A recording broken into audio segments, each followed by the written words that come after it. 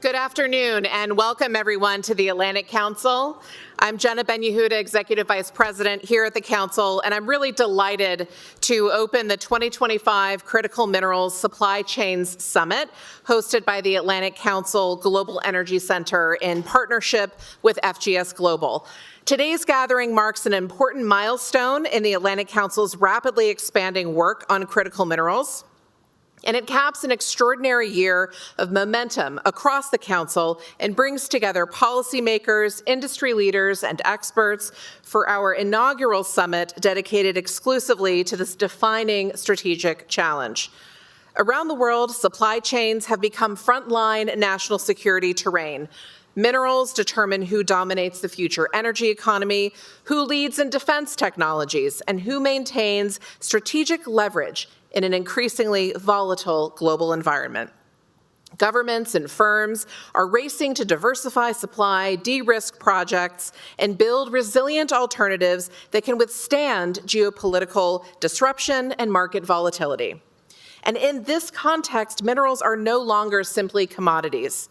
Every policy choice, from permitting reform to partnerships with mineral-rich allies, translates directly into geopolitical leverage. Minerals are instruments of national power. And the United States is stepping up to meet this strategic moment. It is evolving its financial toolbox, deepening partnerships with allies and partners, and catalyzing private investment to strengthen both domestic and global mineral capacity. However, an enormous amount of work remains to be done. Today's discussions will highlight where policy, investment, and technology intersect, and how better alignment across these areas can strengthen long-term Western leadership, competitiveness, and security in critical markets. This year's theme, From Mine to Market, Financing, Partnering, and Innovating for Mineral Security, reflects the core levers now shaping U.S. mineral strategy. We'll begin by examining how the United States is expanding and adapting its financial tools to de-risk mineral projects and mobilize capital at scale. After our first break, we'll turn to partnerships, exploring how U.S. and allied companies are engaging with mineral-rich nations and what makes these collaborations durable and competitive. And then to close out the day, we'll explore how innovation bolsters security, specifically how recycling, material substitution, and next-generation technologies can reshape supply chain vulnerabilities and scale new solutions. Throughout the program, we'll hear from two really terrific keynote speakers. Joining us shortly will be Assistant Secretary Audrey Robertson, who leads the Department of Energy's brand new Office of Critical Minerals and Energy Innovation. And later this afternoon, we'll welcome Assistant Secretary Leslie Bayer, who oversees land and minerals management at the Department of the Interior. Both will share insights on how the administration is advancing ambitious minerals policy to strengthen U.S. and global supply chain security. At the Atlantic Council's Global Energy Center, these issues are really central to our ongoing work. This summit is one important moment in a much broader effort, and we encourage you to follow our research and convenings in the months ahead. None of this work happens in isolation, of course, which is why we're so grateful for our partnership with FGS Global on this summit. We're really delighted to have Capricia Marshall, partner at FGS Global, joining us to welcome and open this day. Ambassador Marshall brings 3 decades of experience at the highest levels of foreign policy, international and business diplomacy, and national security. She's also a close friend of the Atlantic Council, serving as the ambassador in residence and vice chair of the Adrienne Arsht Latin America Center in the Advisory Council. So please join me in welcoming Ambassador Marshall. Thank you and enjoy the summit.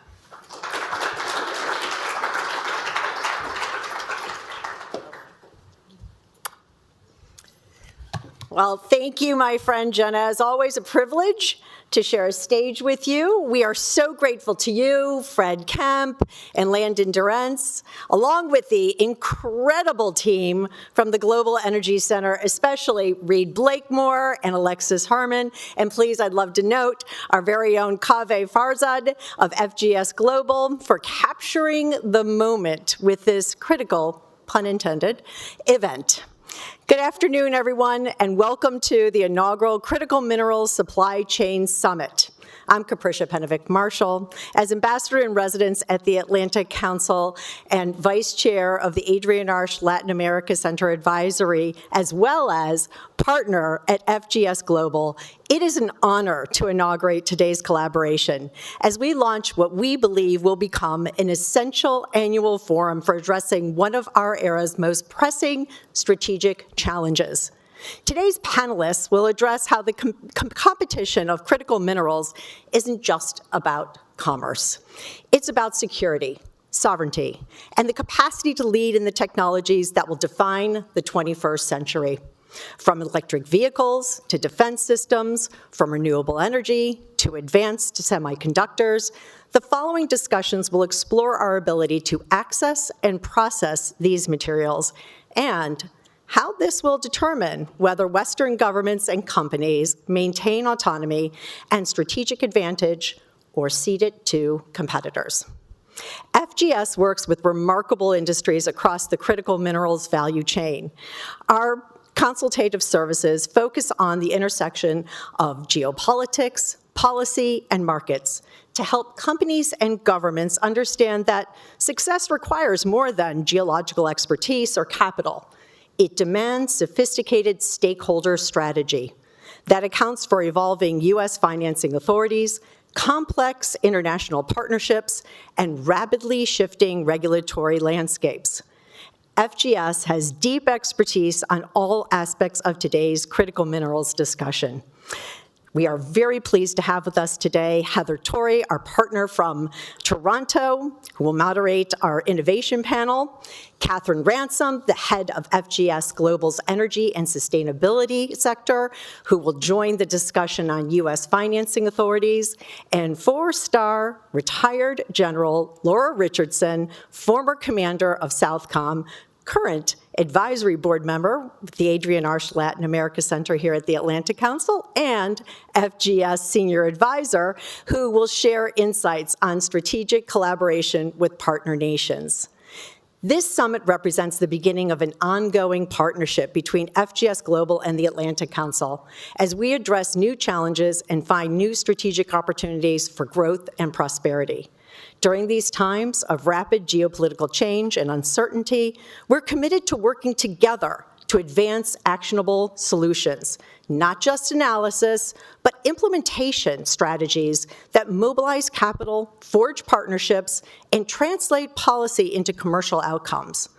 We thank those here with us today who have joined us in person at the Atlantic Council and the hundreds of joining us virtually to tune into the insights on how we finance, partner, and innovate our way towards true mineral supply chain security. It is now my great pleasure to introduce Assistant Secretary of Energy, Office of Critical Minerals and Energy Innovation at the U.S. Department of Energy, the Honorable Audrey Robertson. The Assistant Secretary oversees one of the nation's largest R&D portfolios. Prior to her appointment as Assistant Secretary, she devoted her career to investment, development, and innovation in the energy sector.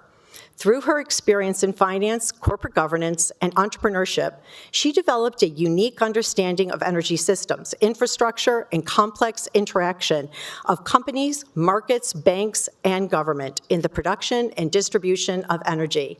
Welcome, Assistant Secretary Robertson.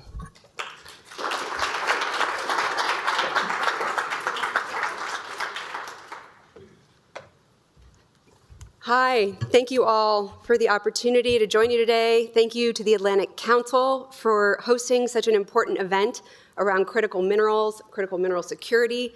Thank you, Jenna, for opening up the day today and for setting the table for what I'm sure will be a rich and informative conversation on one of the most important topics we face as a nation.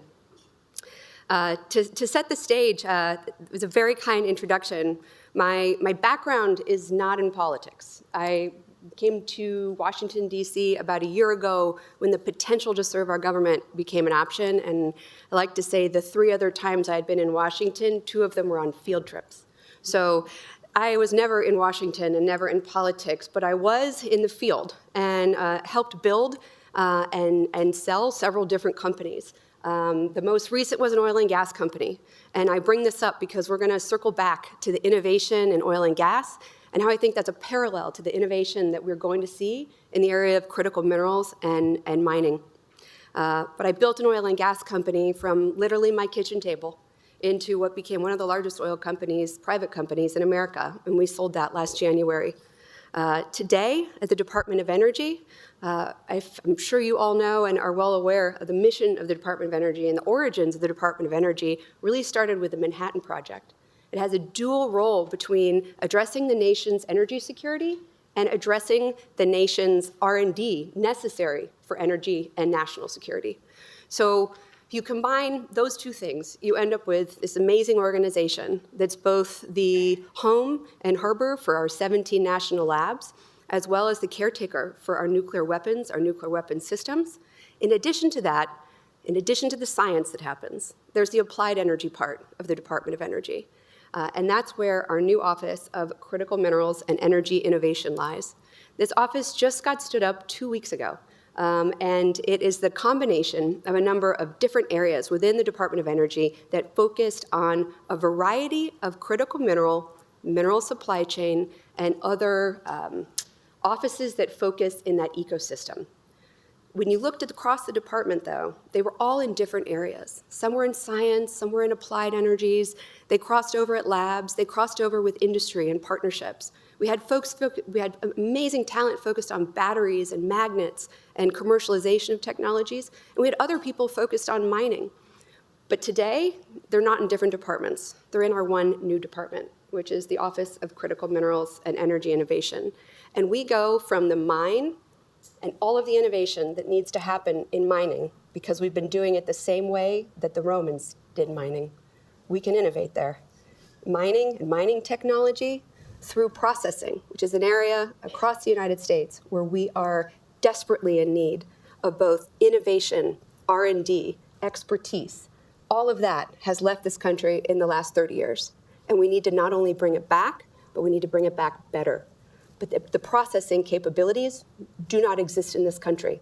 Even if we mine in this country, we put those resources on boats and we send it overseas to get processed. And then we bring that back and we use it to develop batteries, magnets, motors, you name it. So if we look at and stand back and look at the whole ecosystem, from mining to processing to metallurgy to building things, magnets, batteries, to making things, engines, weapons, systems. And then don't forget recycling. And I'm glad recycling came up, because recycling of critical minerals and metals is one of the easiest ways to keep those valuable commodities in our ecosystem. But that whole value chain now falls under this office. And what it is allowing us to do is concentrate both our efforts as a department. The charge that we've been given by our Secretary of Energy, Chris Wright, and by our President, Donald J. Trump, is to break the narrative that's been in place for 30 years, to bring back the security that we need as a nation, both in the upstream space and the midstream space, so that we can deliver on the next Manhattan Project, what we call Project Genesis, which is the need for AI and the energy that comes with AI. All of the activities we're doing in critical minerals are going to enable all of the success we will drive as a nation to innovate beyond that of our adversaries and remain the dominant global power. If you look at the energy supply chain today, over 70% of all extraction happens in China, and over 90% of all processing happens in China. Those are numbers that I hope when my time in Washington is done, they will be vastly different.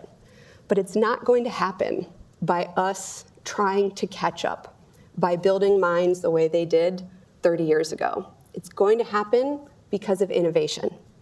And I mentioned early on my background in oil and gas. If you looked at the oil and gas space 20 years ago, 30 years ago, we were not the lowest cost producer in the world. We were not the large producer in the world of almost any form of hydrocarbon. But then what happened?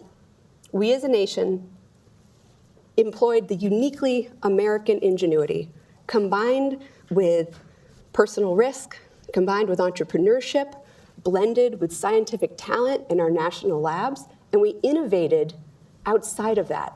We changed the dialogue. In the case of oil and gas, we pioneered and perfected horizontal drilling and multi-stage fracking, and we changed the paradigm completely. We didn't catch up with producers around the world. We leapfrogged over them because of the uniquely American ability to innovate and grow. We need to do that in critical minerals. We are not going to catch up by trying to play the same game. We are only going to leapfrog beyond them by innovating around them and above them and beside them. And that will happen. We are the leader in battery technology. The things that are happening overseas that are driving innovation in batteries and weapons and magnets, those start here. We just need to put more gas in the tank and go faster, work together across the government, and work together with public and private partnerships to make that happen in a way that it never has. And I deeply feel that it will. We've had a number of executive orders that have come out allowing us to collaborate, not just within the Department of Energy, but across all areas of government. I'm really excited for you to hear from my good friend, Leslie, later on today. She's also an absolute leader in the energy business that is here serving her country, bringing some of those same characteristics that I described to innovating within the Department of the Interior. But it doesn't start there. It goes across the government. It goes to Commerce. It goes to the Department of War. It interweaves with the White House every single day as the mission we face together is of the utmost importance. Collaboration between us is the way it's going to happen more quickly. But I just talked a lot about innovation and collaboration across the government. There also needs to be collaboration with the private sector, with the states and communities that we will be operating in, that these new companies will be operating in. And we hope to be great partners in providing the important data required for communities and states to make good decisions for themselves, and hopefully the informed decisions that will allow us all to move at the pace that we would like to move. The other piece of that equation is we don't have the workforce. Our workforce in this country is not equipped with the skills to be leading in the mining and material processing space. The Department of Energy, just next week, we're holding a webinar through our Critical Minerals Hub on how we can help educate and inform the critical mineral workforce. You're all invited to join. We hope as many people can join as possible, because the dialogue has to start today about what we need to do in order to support Americans all across the country that want to shift or take up the career opportunities in the critical mineral mining metallurgy space. Along those lines, and sort of I'll wrap it up because I know you have a lot of great speakers today, and I think we have some Q&A after this. But at the Department of Energy, we have identified and have put out close to $500 million of funding opportunities in just the last few weeks that are aimed at designing the mine of the future, for example, to helping innovate around mobile mining and areas that we can go and reprocess tailings from prior mining operations. Those are ways that we will take activity that's already been taken out of the ground, and we are going to extract those rare earth elements that we so desperately need across the country to fortify our national security and manufacturing sector. We have a lot coming down the pike as well, both in terms of direct funding opportunities, research projects, public-private partnerships to address all the different areas of the supply chain I mentioned earlier, from the mine and upstream through processing and how we're going to, as a nation, face the lack of processing we have available in this country, to metallurgy and separation. And then, as I mentioned, recycling and workforce development. So I look forward to spending more time with a critical minerals hat on, and hopefully having the opportunity to work with more of you and all of you and, as we try and solve this critical minerals challenge. Thank you very much for the opportunity.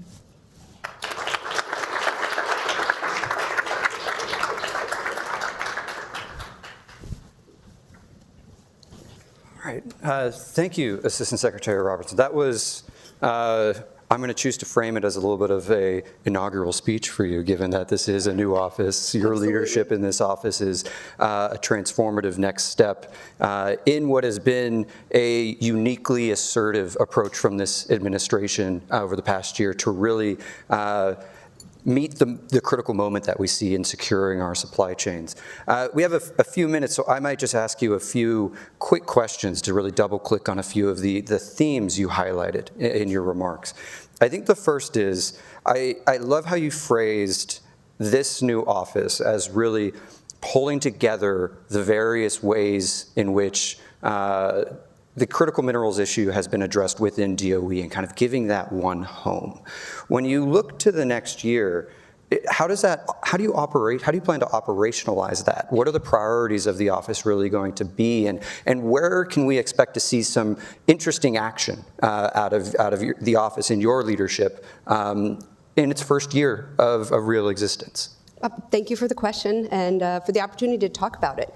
Yes, I am so excited about this new office because, as you mentioned, it has for the first time pulled together a number of different areas within the department that have operated exceptionally on their own. Mm-hmm. But to bring them together and to bring essentially the whole supply chain together as the applied energy functions that incorporate critical minerals, rely on critical minerals, and produce them under one umbrella allows us to look at problems differently. We are only given the powers that Congress gives us, and we are charged with being stewards of taxpayer dollars at maximizing the reach and the impact of where Congress would like us to spend money. Mm-hmm. Within this ecosystem, with this whole overarching critical minerals office, we're able to look at what we need to do upstream in order to accomplish the downstream. We're able to look at investments in research or partnerships with companies in the recycling space that are going to inform how we process. And so my hope is that a year from now, we have made significant developments at all stages of that ecosystem, but we're making those developments informed on the implications of the whole cycle.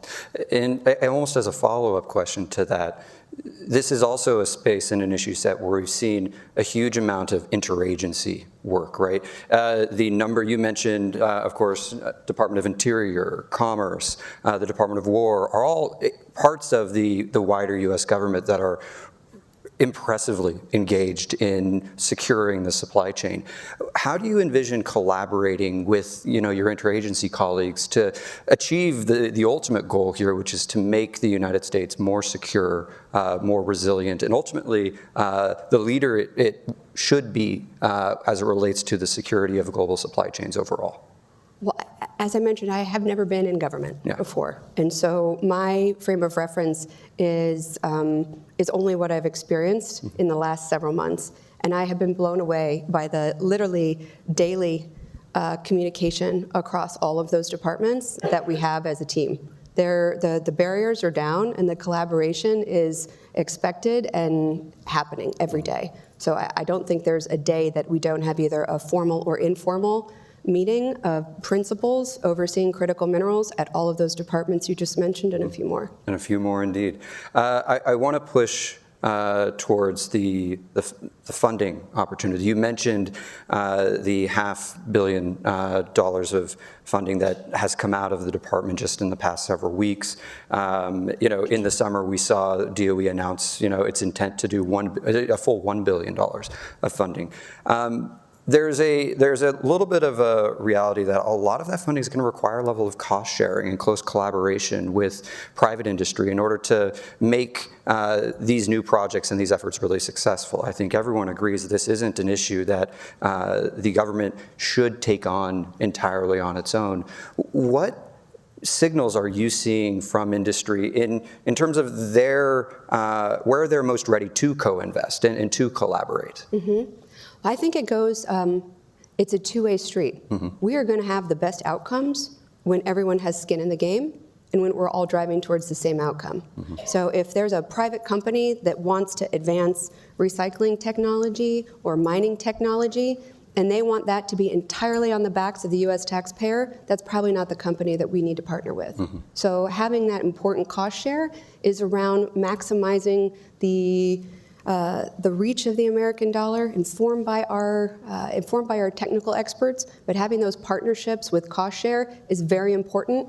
And I would tell you from the funding opportunities that have already been out, and we've got a lot of responses back, there are no shortage of great American companies that want to partner with us to blend our technical resources, our reach and scale to solve these problems together, and that's how we're gonna be successful.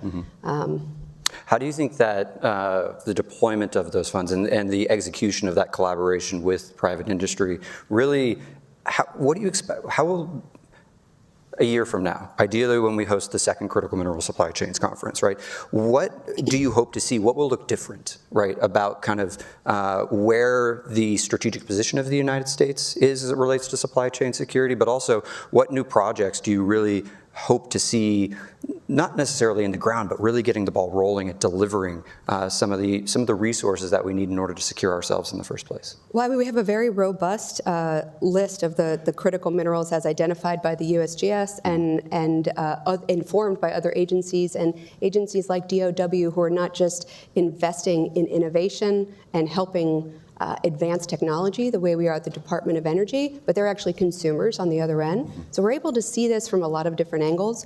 A year from now, I hope that we have real tangible success along that supply chain, where we have made great strides at developing the technology we need to stand up processing facilities. You can't build a multi-billion-dollar processing facility in 6 months. These are long-term projects that will be long-term critical assets for the United States government for the next 30 or 40 years. That doesn't happen overnight, and it only happens in partnership.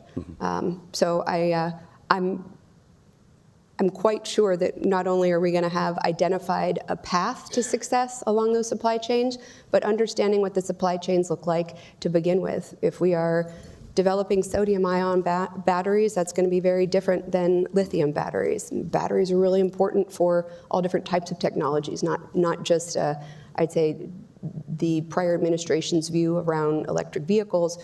We're looking at how do batteries balance the grid when we have data centers that have spikes up and down.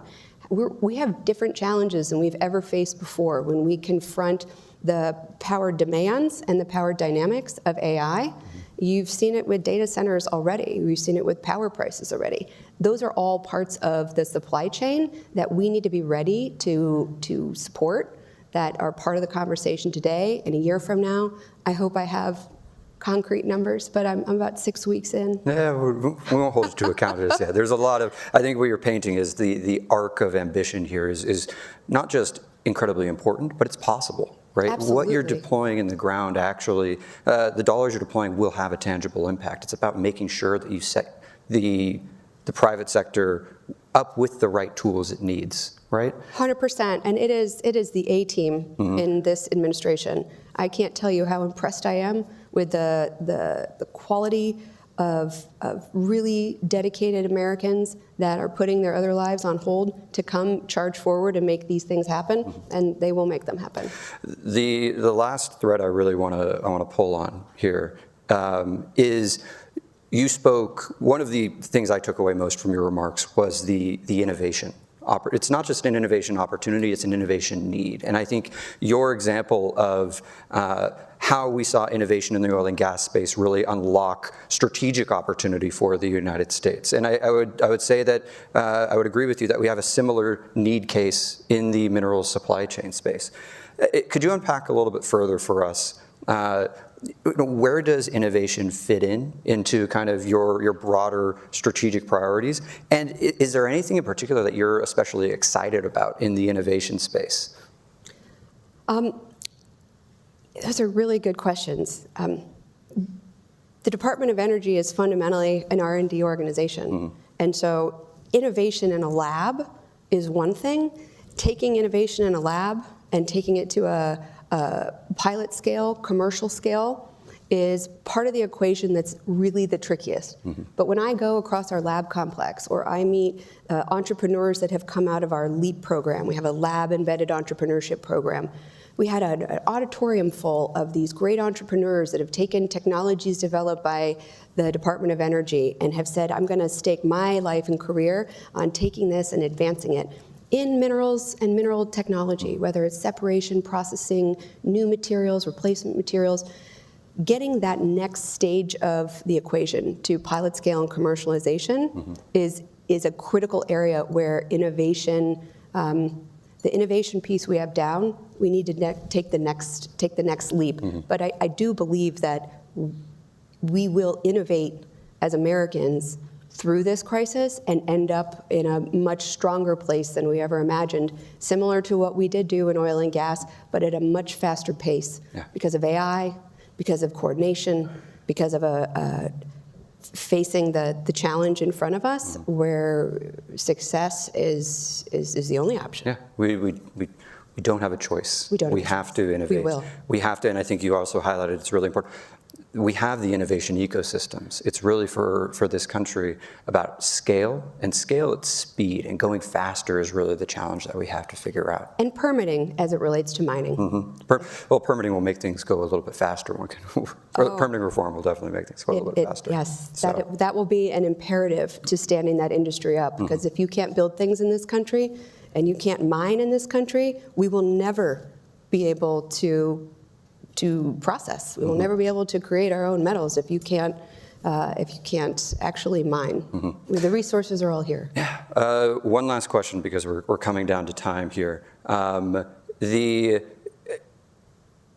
this is really broad, and I want you to be kind of forward-looking with regard to this, which is, what really gives you the confidence that the U.S. will be successful in building a more secure, resilient mineral supply chain? If you were going to highlight, this is the thing that's going to make us successful, and this is why I'm confident, what really is that? Is that the coordination? Is that the ambition?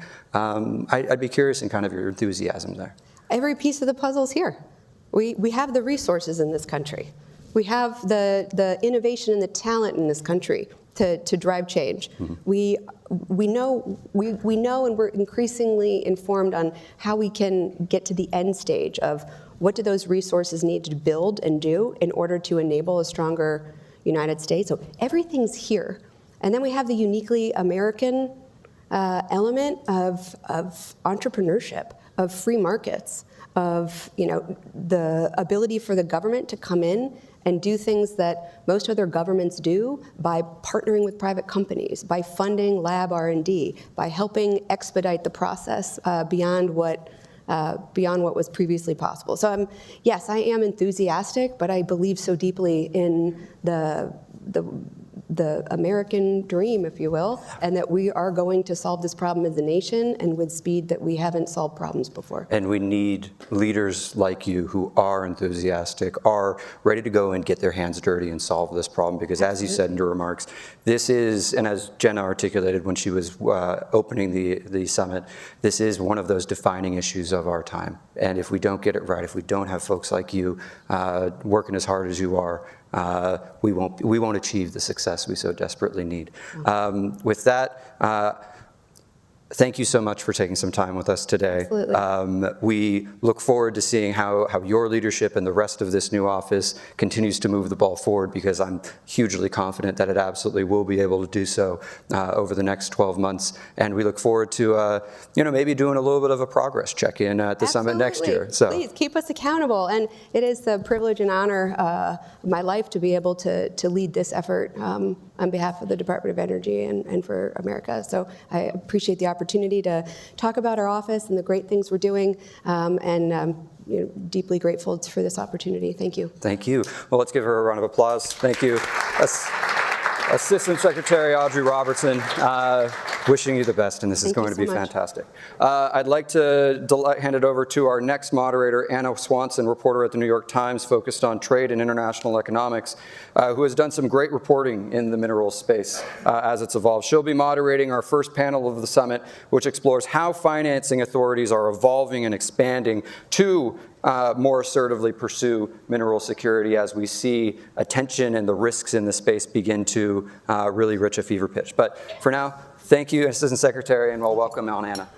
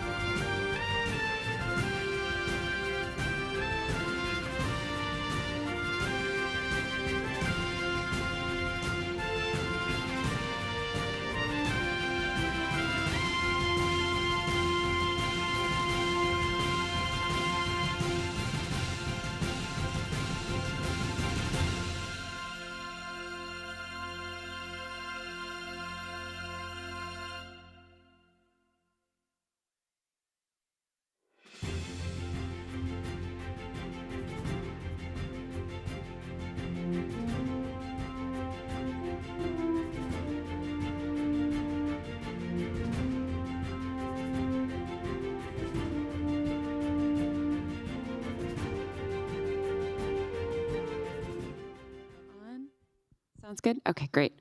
My name is Anna Swanson. I'm a reporter covering international trade for the New York Times. Thanks so much for having me. We have a great panel here today to discuss the cooperation between government and the private sector and the rapidly evolving financial toolbox for the mineral sector. First, to my left here, we have Chris Beatty, the head of government relations and public affairs for TechMet Limited. Catherine Ransom, a partner in government affairs and energy and sustainability practice at FGS Global. Sarah Whitten, the senior vice president of origination at the U.S. Export-Import Bank. And finally, Tom Haslett, the acting managing director of policy for critical minerals at the U.S. International Development Finance Corporation. So first, I think this is just such a great mix of government and private sector experience. I wanted to go around and let you share something from your unique perspective on how you see the challenge. I'm sure there's a lot of audience familiarity with what the challenges are, but you know, from your view, your kind of special insight, what is one of the big obstacles to setting up a mineral supply chain for the United States? And I can start with Chris. Well, thank you. Can you hear me? Okay, great. Well, first of all, thanks to the Atlantic Council and to Alexis and Reed and their whole team in pulling everybody together. I think from TechMet's perspective, and TechMet is a critical minerals investment company that builds China-free supply chain across the entire value chain for critical minerals, from production to processing to recycling. But it's interesting to me to reflect on how far the space has come. I mean, we're looking at a jam-packed room on a very cold Thursday, which is excellent, because when we first got our initial equity investment from the DFC, and Tom can talk about that a little bit as well, it was a really innovative approach in 2020, the first $25 million. And we spent a lot of time on educating policymakers and talking about whether that was something that should even happen. And now it's kind of really set an important precedent. And I think we've gone from, hey, what are critical minerals, to everyone kind of agreeing that critical minerals are essential to U.S. national security and industrial competitiveness, that understanding that China has spent the past 20 years developing control of the supply chains for critical minerals, such as lithium, nickel, cobalt, tin, tungsten, et cetera, and that control of those supply chains represents a real national security threat and a threat to the U.S. continued economic growth. So understanding the space and wrapping our heads around the scope of the problem was an excellent first step, but it has taken us years. And in that time, China hasn't slowed down. They've ramped up their investment programs. They've continued to consolidate control over these supply chains. So in terms of challenges that I see, and this is from a private sector perspective, I mean, we're really excited about what the administration, the U.S. government has been doing to roll out new and innovative tools to fund these projects and to get new capacity online, not just from primary resource, but for processing, et cetera. I think it's a really important work that's being done. However, we need to speed up and we need to scale up as fast as possible. Thank you so much. Really appreciate everyone joining us today.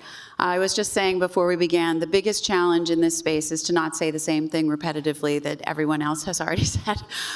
So I think the four of us are focused on trying to make sure we're not doing that here. So I'll avoid restating the problem. I think one interesting perspective that I've developed in the time that I've been working on this is the importance of finding what I've been calling the and. We don't just need extraction, we need extraction and processing. We don't just need government, we don't just need the private sector, we need both.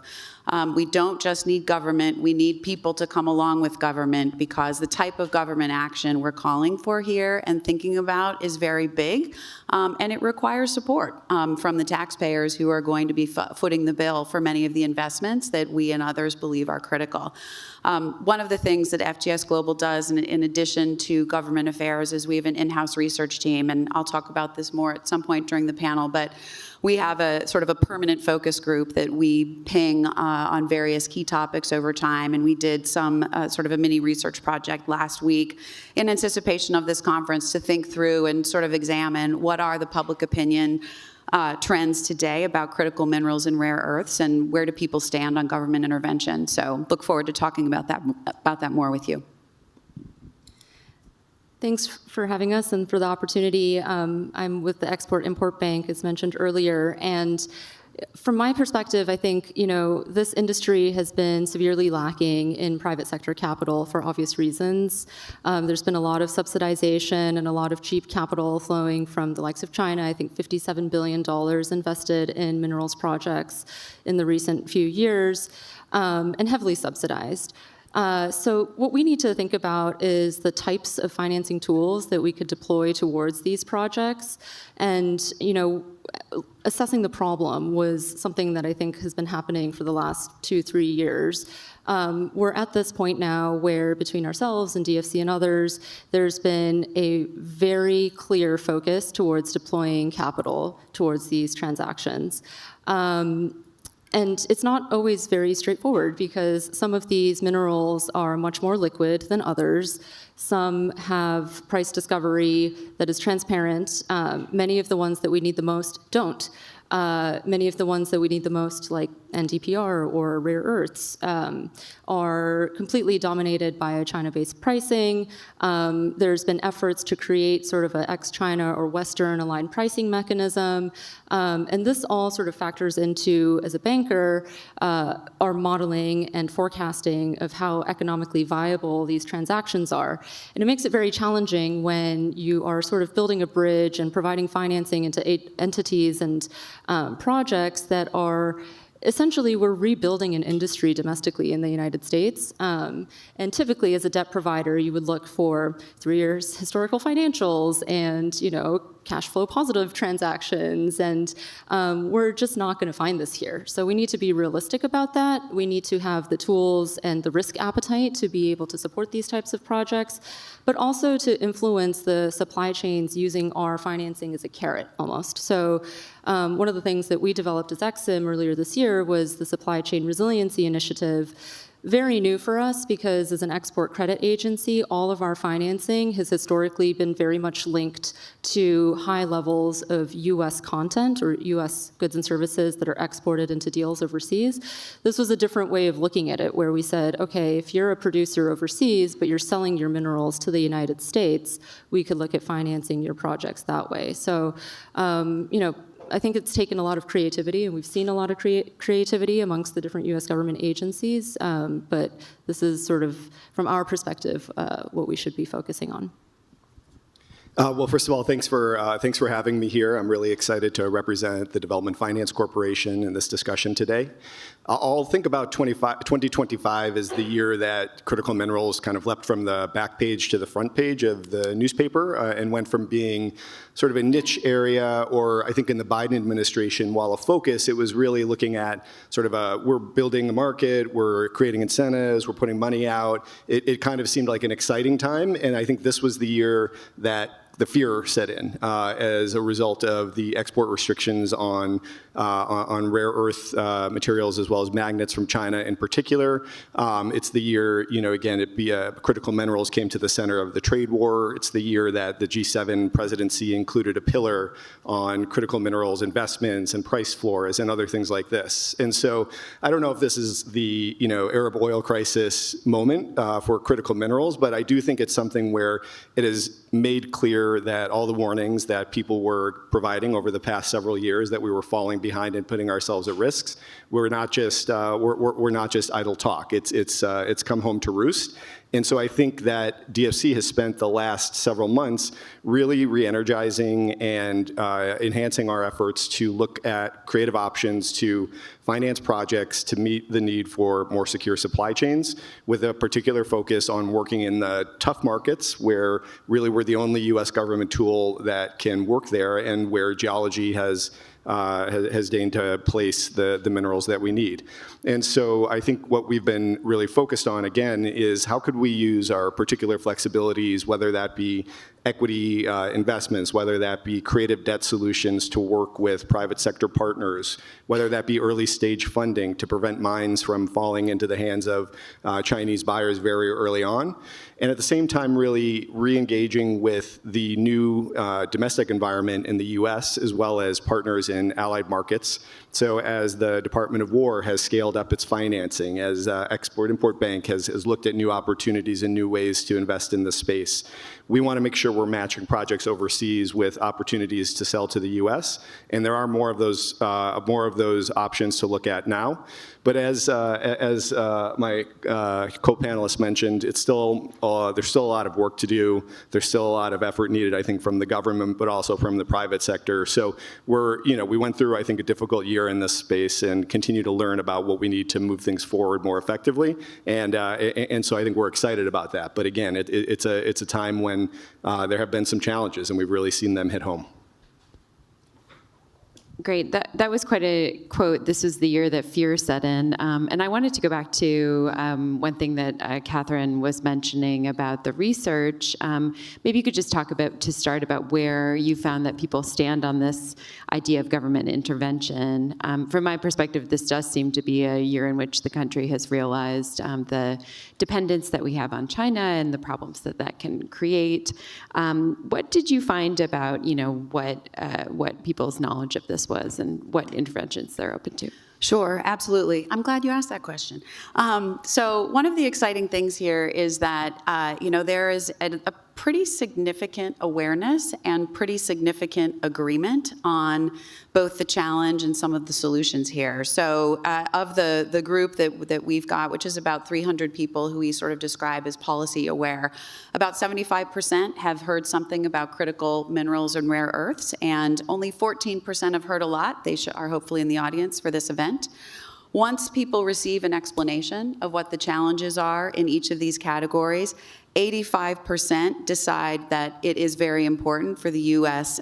To maintain access to these materials. Once people receive information about the role of China and other countries in dominating the space, you get to a state of 87% describing themselves as very concerned. When talking about how the U.S. should approach negotiations, 48% suggests that the U.S. should really prioritize securing reliable access. An equal number should think that the U.S. should avoid making concessions to some of our colleagues in other countries who are currently dominating the space. When we take a look at solutions, everyone really loves recycling. 94% total support, 92% Republican, 95% Democratic. This is one of those things, it's not the first thing we think of. It is a long-term project. But will we ever get to 100% fully closed loop? That's a really long time away. Is 50% better than zero? Is 25% better than zero? Particularly with this level of just automatic intellectual support, it's something that I think should not be left out of the conversation. Where you really see big divergence between Republicans and Democrats is at the earliest stage of the process in mining, where you essentially have about 40% of Republicans more likely to support increased mining in the U.S. and about 12% of Democrats. That's a big difference, and 12% is a very low number. This isn't all about United States for obvious reasons that everyone in this audience knows. But what I do think is worth noting is, where is that coming from, right? It's coming from a lack of confidence in environmental outcomes. And when we think about the "and" in this space, we need to have mining and protecting the environment. That we need to create a world in which that is not a choice, but it is a coexistence that is important for the people who live near the mine, as well as the people who live away from the mine and enjoy all of the benefits that critical minerals provide in our society today. So that's our top line. Lots of agreement, disagreement on mining. Okay. And I'd like to ask you, and maybe I'll just open it to whoever would like to respond, about what kind of government interventions do you think are most needed right now? I mean, there's a variety of, policy tools available, funding, purchasing power, price floors, different methods. And maybe we could talk about that first. And then, Chris, I'd love for you to talk a bit about TechMet, too, as a case study and how that, how that approach has evolved over time. Yeah, absolutely. Well, funding is what I would say. I think, so as I said, in 2020, we got our first equity investment from the DFC, and it was really catalytic for us. I think it did what it was designed to do, in that not only giving us a bridge to help us speed up our development of our portfolio and our projects, but also in helping us attract additional private sector investment. So it's not meant to be, we're not intending to rely on public support for everything, but we need to get over the gap that has been existing in private capital markets. And I think it's fair to say that over the past 20 years, we've learned that the markets for these minerals are being manipulated by the Chinese fairly aggressively, and if left to our own devices, and if we allow the status quo to continue, China will continue to consolidate their control. So it is going to require some level of public intervention. The best form that we have seen, we're engaged across a variety of agencies, both at the TechMet level and across our entire portfolio of 10 projects on 4 continents. So I think funding and speed are the biggest constraints to bringing new capacity online, especially China-free capacity. It's a real challenge, and I want to be sensitive to my colleagues from XM and DFC who are doing wonderful work. However, in many ways, the U.S. is its own worst enemy because, so the DFC's authority recently lapsed, and they still need to be reauthorized. I'm very excited to see that the equity investment that was made in us in 2020 has evolved into a revolving equity fund that will be part of the NDAA if it passes, and I hope it does. XM having the Make More in America initiative and SCRI is really innovative stuff, and they need to be reauthorized in advance so that next year they're not trying to focus on reauthorization in December as opposed to getting money out the door to fund these projects and rebuild these supply chains that we so desperately need. So I would also add, in addition to funding, I suppose, we'll say funding, policy consistency will be really important. And final point would be adding the human capacity we need and underwriters and policy, not just policy, but levels of experts at these agencies to properly vet these projects. We're very proud that we have been, I believe, we have been a very good steward of U.S. taxpayer dollars. We have paid a dividend back into the Treasury. We have made the U.S. government money. We take that very seriously, but it is important that as receiving public money that, it's a political challenge to get this money out the door. We recognize that with our public sector colleagues. We need to make sure they're empowered and resourced appropriately to deploy this capital. And just to piggyback off of that, I mean, as EXIM, we've got a pretty sizable balance sheet. So our appropriations cap is $135 billion, and we've got about $100 billion of dry powder. That being said, you know, in terms of the size of the agency, we're a lot smaller than a Commerce or a state or others. And so we do have to be very clear-eyed in terms of what is achievable. And from our perspective, you know, under our new leadership, we are very much focused on identifying these opportunities that can move the needle in regards to shifting supply chains away from China quickly, strategically, and you know, the larger the transaction and the larger the volumes that we can get out of these transactions, the better. We also are sort of looking at a mix of our portfolio between more liquid, more, let's call it bankable transactions, like copper, for example. There's a massive deficit of copper. You know, we're talking about the need to drive nascent technology sectors to ensure U.S. dominance. Copper is an absolute necessity in that, versus a rare earths project. And the risks are completely different between those two types of projects. And as we go into some of the, let's call it riskier transactions, we need to be cognizant that, you know, there might be a requirement from the transaction monitoring perspective to ultimately restructure these deals, because you know, we've seen instances where U.S. federal agencies, and there's examples out there that a deal has been signed and then price manipulation followed soon thereafter. And so this is a challenge that we can structure around and be strategic about, but we have to be very aware of. So yes, more financing and finding exactly the types of transactions where we can actually make a impact on the end-to-end supply chain. And so Chris mentioned a acronym. We love our acronyms in government, as you know. EXIM has this tool, the Supply Chain Resiliency Initiative, SCRI. That was what Chris was referring to. And so we're trying to tackle both angles of the supply chain, the overseas financing to drive the offtake towards the United States, and then we've got a domestic financing mechanism to sort of support the manufacturers that are receiving that feedstock scale up. And I think where we really need to focus on is to ensure that we can allow for rapid commercialization of these refining projects and these midstream projects in the United States. We are also looking at upstream domestically as well. But these are the types of things that sort of ensure that we're not just looking at one portion of the supply chain in isolation. All of these things need to stack up and work hand in hand in order for us to successfully move the needle away from certain actors. Great. I guess I'd address this to Tom. I wanted to get some of your thoughts on, you know, how the government should balance sort of the public appetite for risk.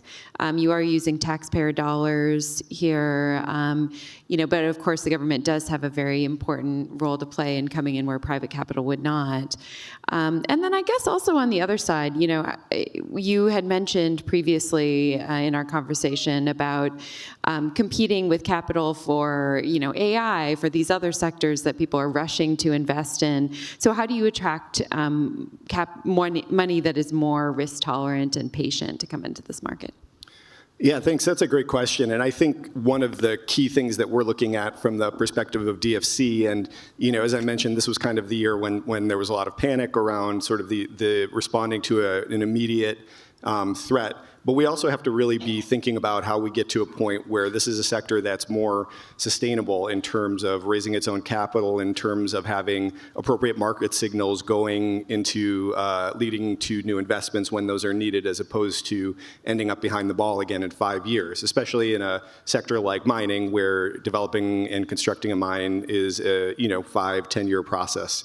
And so I think we are really focused on looking for partners that have already been in this space, but are perhaps ready to expand or create some new opportunities. TechMed is a great opportunity or example of this. This is a group of people who have been working in the mining sector for a long time, financing, developing mines, and so on. And so investing with them gives us access to great expertise, great market intelligence, as well as a pool of capital. It can also then help to pull in other pools of capital, which in this example includes not only private sector financing, but the Qatar Investment Authority. So other sovereigns that might be interested in investing in this space but want that level of partnership, which for right now may be one of the better sources of long-term patient and more risk-tolerant capital. Another example was a project we approved this year called the Critical Minerals Consortium, where it's working with one of, if not the top private equity fund investing in the mining space, Orion, and also help to bring in both capital from Orion as well as their expertise, and then the Abu Dhabi Sovereign Wealth Fund. So those are good examples, and I think they're good starts, and it's probably what we need at this stage of the game where we're really trying to get things off the ground. But going forward, I think we are going to be looking for what are the ways, what's actually going to get institutional investors, what's actually going to get large investment banks moving into the space, especially in the U.S. We always say the U.S. doesn't really do mining very well, but we certainly do finance pretty well. The issue, though, is that it is not a market that has been as attractive as, for example, of recently AI or apps or even more standard infrastructure investments, energy sector, for example. So I think we're going to have to continue to do this. We're going to have to show some successes. We're going to have to see some companies that are successful, and then that helps to breed success, I think, in and of itself. We need to make sure that people see the sector as something that they can have confidence in. And I think that's one of the things that DFC and I think XM does as well. We really are trying to be responsible stewards of taxpayer money, even as we recognize the urgency to push financing out the door as quickly as possible to solve these issues, but doing it the right way, making sure there are projects that don't have environmental and social concerns that come up and scare off the market or make people think about mining as kind of a dirty industry, which is the reputation it has now. And I think sort of changing the reputation there can be important. And then the other thing I think that's really important is, we need sort of a more functional ecosystem around investment and development of projects going forward. DFC, speaking from personal experience, we're very bad at matchmaking, even as a lot of our clients ask, can you connect us with somebody who can buy our minerals? As a whole, the US government is slightly better than us on our own, but it's still quite challenging. We are seeing, I think, more examples of companies that are finding each other that has been, I think, very encouraging. So I'll give an example. Earlier this year, a company that is actually in the TechMed portfolio and for which we've provided project development funding, Trinity Metals in Rwanda, shipped tungsten to an American company, as well as signed an MOU to send tin to an American company as well. Another company we're helping in Angola called Pensana is signed agreements with a company based in Indiana, ReElement, as well as with a company based in South Carolina, EVAC, which makes rare earth magnets. And so we weren't actually directly involved in any of that. Of course, very supportive, and we're happy to celebrate those wins. Other agencies, State Department and Commerce, certainly helped out with that. But the reality is that's really encouraging because we do need to see more organic, awareness of who's in the market. And I think that is something that's really important. If all you can do is go to a Chinese buyer because that's the only person you've heard of, that's the only person who's got the capability, that's what you'll do. You need to make money, and we understand that's how business works. So we need to create more availability of counterparts, and again, an ability for people to find each other more easily, so that not every project needs as much hands-on attention, hand-holding as it does right now, which again I think is something that we're progressing towards, but it remains early days. I would maybe just add one point in regards to partnerships. Partnerships, I think, with other allied nations is really important to ensure that we try and keep Western-aligned supply chains secure. And one of the things that we did as XM was we announced partnerships with various Australian firms which were looking to progress through our pipeline. And just recognizing that there's countries out there where their GDP is heavily reliant on mining as an industry. They've got geologists technical expertise, financiers that understand the sector very, very deeply, and working with folks like that to ensure that their projects can send their offtake to the U.S. We leverage their expertise, work very closely to co-finance some of these transactions, very important for us. We've entered into sort of a formal partnership with Export Finance Australia to do just that on essentially every single one of these transactions that we've announced. And similarly, we see the role of the Japanese and South Koreans as existing sort of midstream refining operations in the supply chain is playing a very key role. Very active equity investors we see under the bilateral trade agreements that have taken place between the U.S. and these countries, big commitments to invest in the United States. You know, a lot of that can be directed towards the re-onshoring of critical minerals type projects. And so this is a huge area of growth and opportunity where there is funding not just from U.S. government entities, but from our allied partners under these trade agreements. One other thing I'll add there is, you know, I think it's something that's really exciting just hearing you guys talk is there's an enormous amount of creativity in this sector right now from a financing perspective that hasn't been the case and frankly is not always the case in most sectors. So it's a really exciting time because there's an opportunity to build new models, find new ways to partner with the federal government, and over time, the government can't build everything, nor should they, right? The part of the goal here is to get the private sector up and running with a robust market and all of the things we need to succeed. But right now is a great time to test out new models and eventually define where the government's most productive role is. Is it in the earliest stages where capital is the most difficult to acquire, the most expensive, very long permitting times, very long construction times? Is it in the later stage when you need massive capital to build things, or is the private sector more capable of doing that? So just wanted to say it's really exciting to see this level of creativity, and I would just encourage folks to think outside the box. We're seeing that a lot with our clients and with other partners. So thanks for the work you guys are doing. Great, thank you. So I'd like to invite people to submit questions if you like. We'll be taking these through the Atlantic Council app here. So Sarah did address this in part, but there's an audience question asking, against the backdrop of increasing bilateral U.S. trade relationships, how do you see multilateral collaboration going forward? Sorry, I should actually push this. To ensure critical mineral supply chains for U.S. national security. So a question here about multilateral cooperation, if others would like to jump in.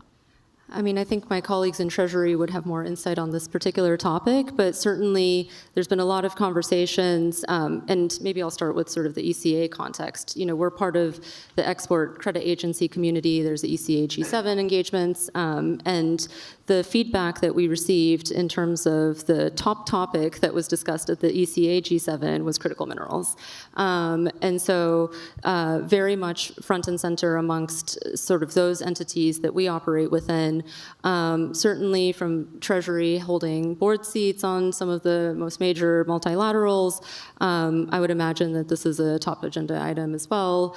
You know, we've co-invested not just with other ECAs, but also with the likes of IFC and other multilaterals in some of these projects as well. In fact, we've got a very recent case study where we participated in a transaction that was led by IFC.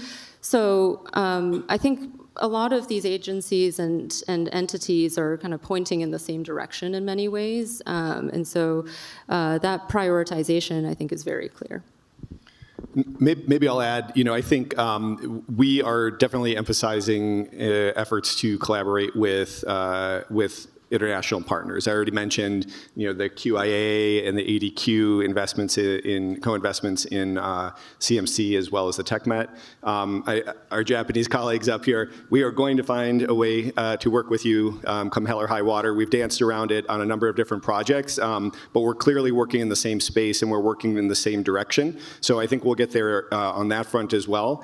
You know, one of the interesting things in the context of the G7 discussions that Canada led on critical critical minerals this year, efforts to try to bring other bilateral development finance institutions, so DFC's counterparts in other countries. A little hard because a lot of countries are still struggling a bit with, where mining fits in terms of a priority and how comfortable they are with what is, again, generally perceived as a risky sector. But I think, again, that's going to probably move in the direction of having more parties come to the table.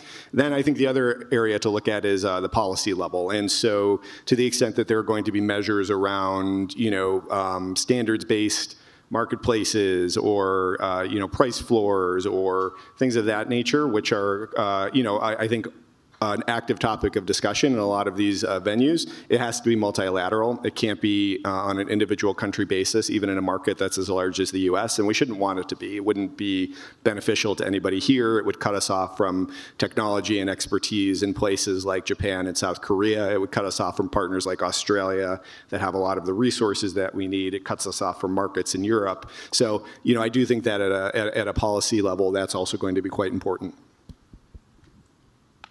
We also have sort of a related question here, potentially. What considerations do governments and companies need to take into account when mineral access potentially affects local and indigenous communities? Wondering if anyone would like to take that one. Also, if Chris or Catherine wanted to jump in on the international collaboration question. Yeah, sure. Quickly on the international collaboration question, I think Sarah and Tom are better placed to speak. I think we all agree that this is not something that the U.S. can do alone. When the rocks are is what the standard phrase is. However, the U.S. is moving much faster than some of the allies in Europe, and that is a concern for us. I think the Resource EU initiative that came out in the past couple of days is a positive step forward, but we need to see real capital commitments coming out of these other partner governments, and they can't just rely on the U.S. to fund everything. And that's an area we hope, Australia's been good, Japan and Korea have been good, but Europe in particular, I view, I suppose I say personally, I view as lagging behind in this area a little bit. So hopefully they're speeding their budgets up and their deployment mechanisms up to catch up with the U.S.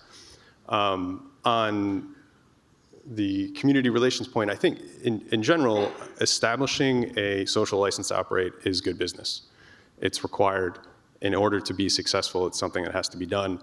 And we need to make sure that we're able to do that, because if the status quo continues, as I said at the beginning, Chinese projects will continue. If it's just the lowest cost price, we know how they operate, and it's not up to the standards that we prefer. And I think that's not in the best interest of anybody involved. So we view it as absolutely essential and a bottom line issue for the success of a project and the business overall.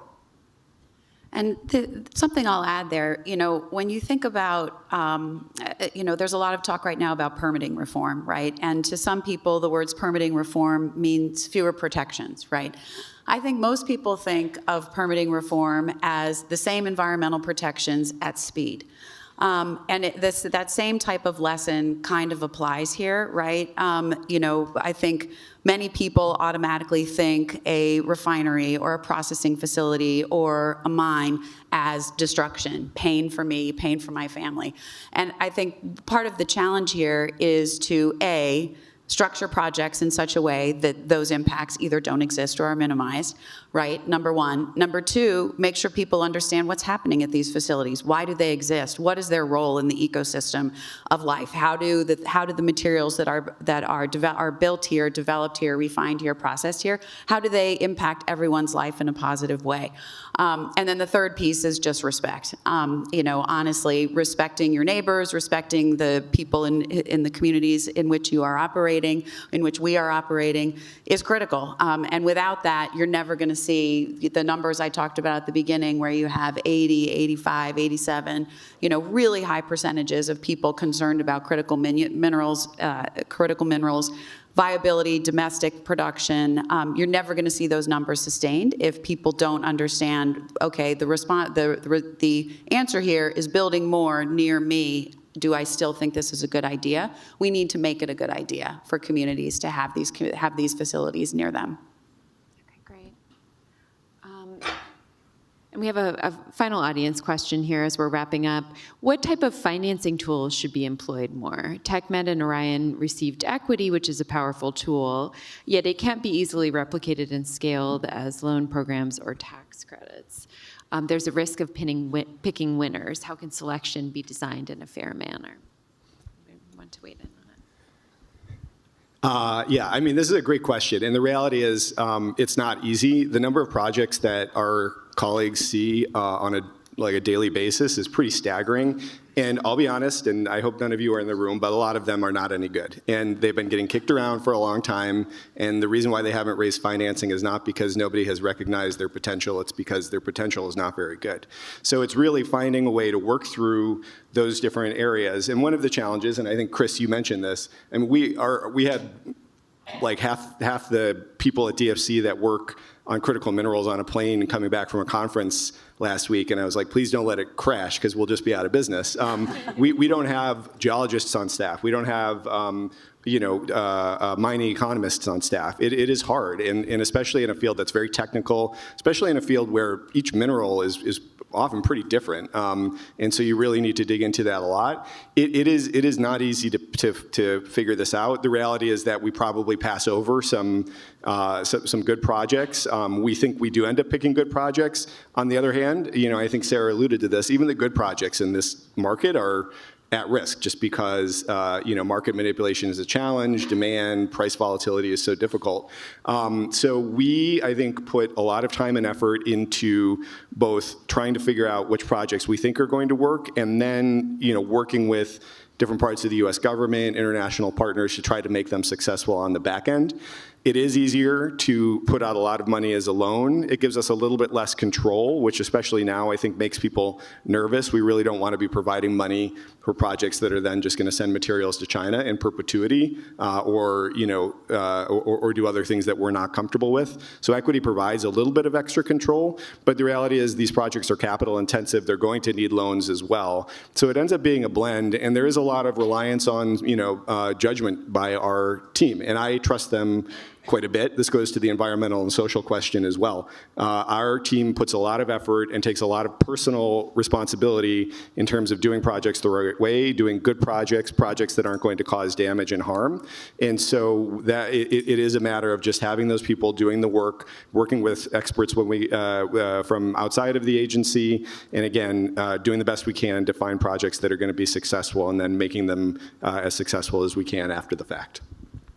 Oh, sorry, one last point, and I know the big red clock is in the negative, so I'm sorry.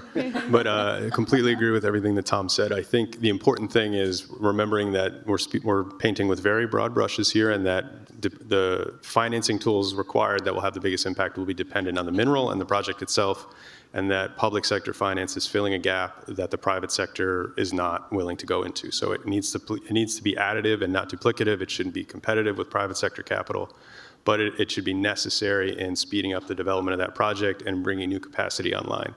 In addition, having DFC equity has really de-risked a lot of projects for us. It has encouraged us to look in places we might not have otherwise looked. It has helped us to attract additional investors that have helped us to speed up our program. So I would say, saying a case-by-case basis is a little bit of a cop-out, but there are roles for every piece of the financing toolkit to be deployed to speed these projects up and to get more capacity online. Great, very insightful. We are out of time, so thank you so much to the panelists. Thank you.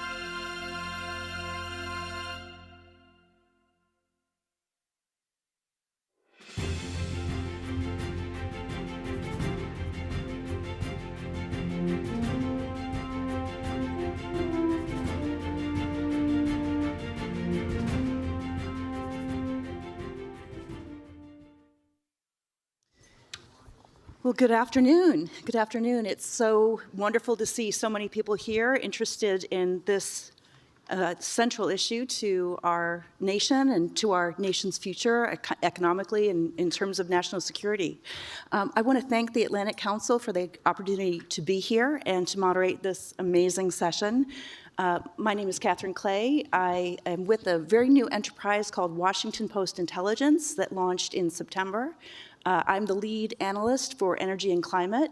And of course, critical minerals plays into almost every topic that I read or learn more about in the energy and climate space. So I have the privilege of introducing this wonderful panel, and I invite you to look at their full bios that I believe are available on the Atlantic Council website, because you'll see when you do have a chance to take a look at those, the amazing depth of experience that we have on this panel. So very much looking forward to their insights.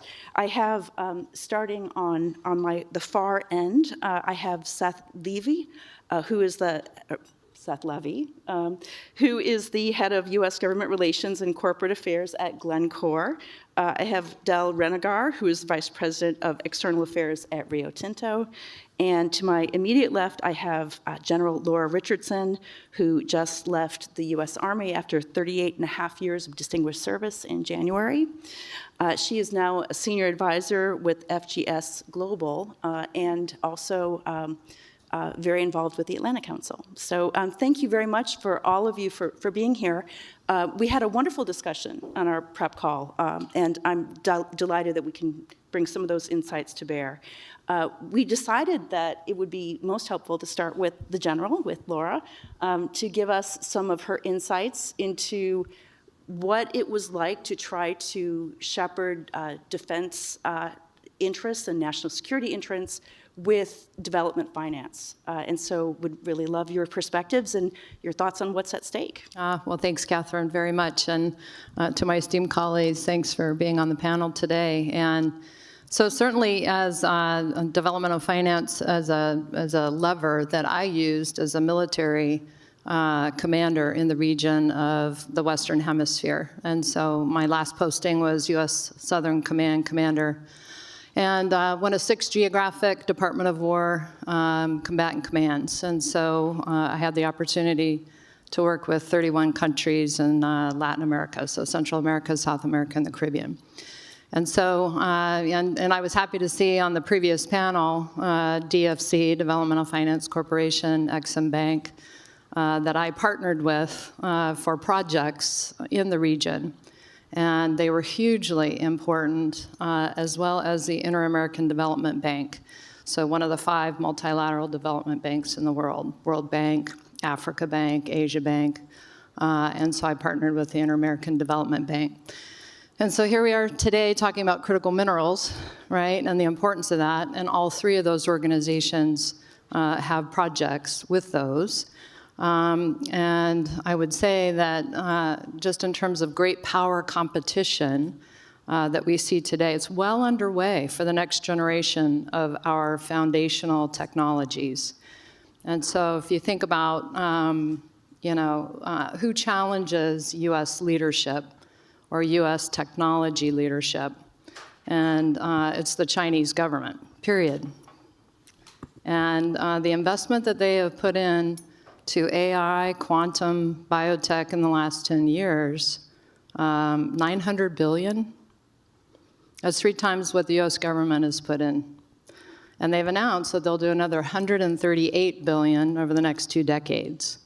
And so they're almost playing an entirely different game than we are.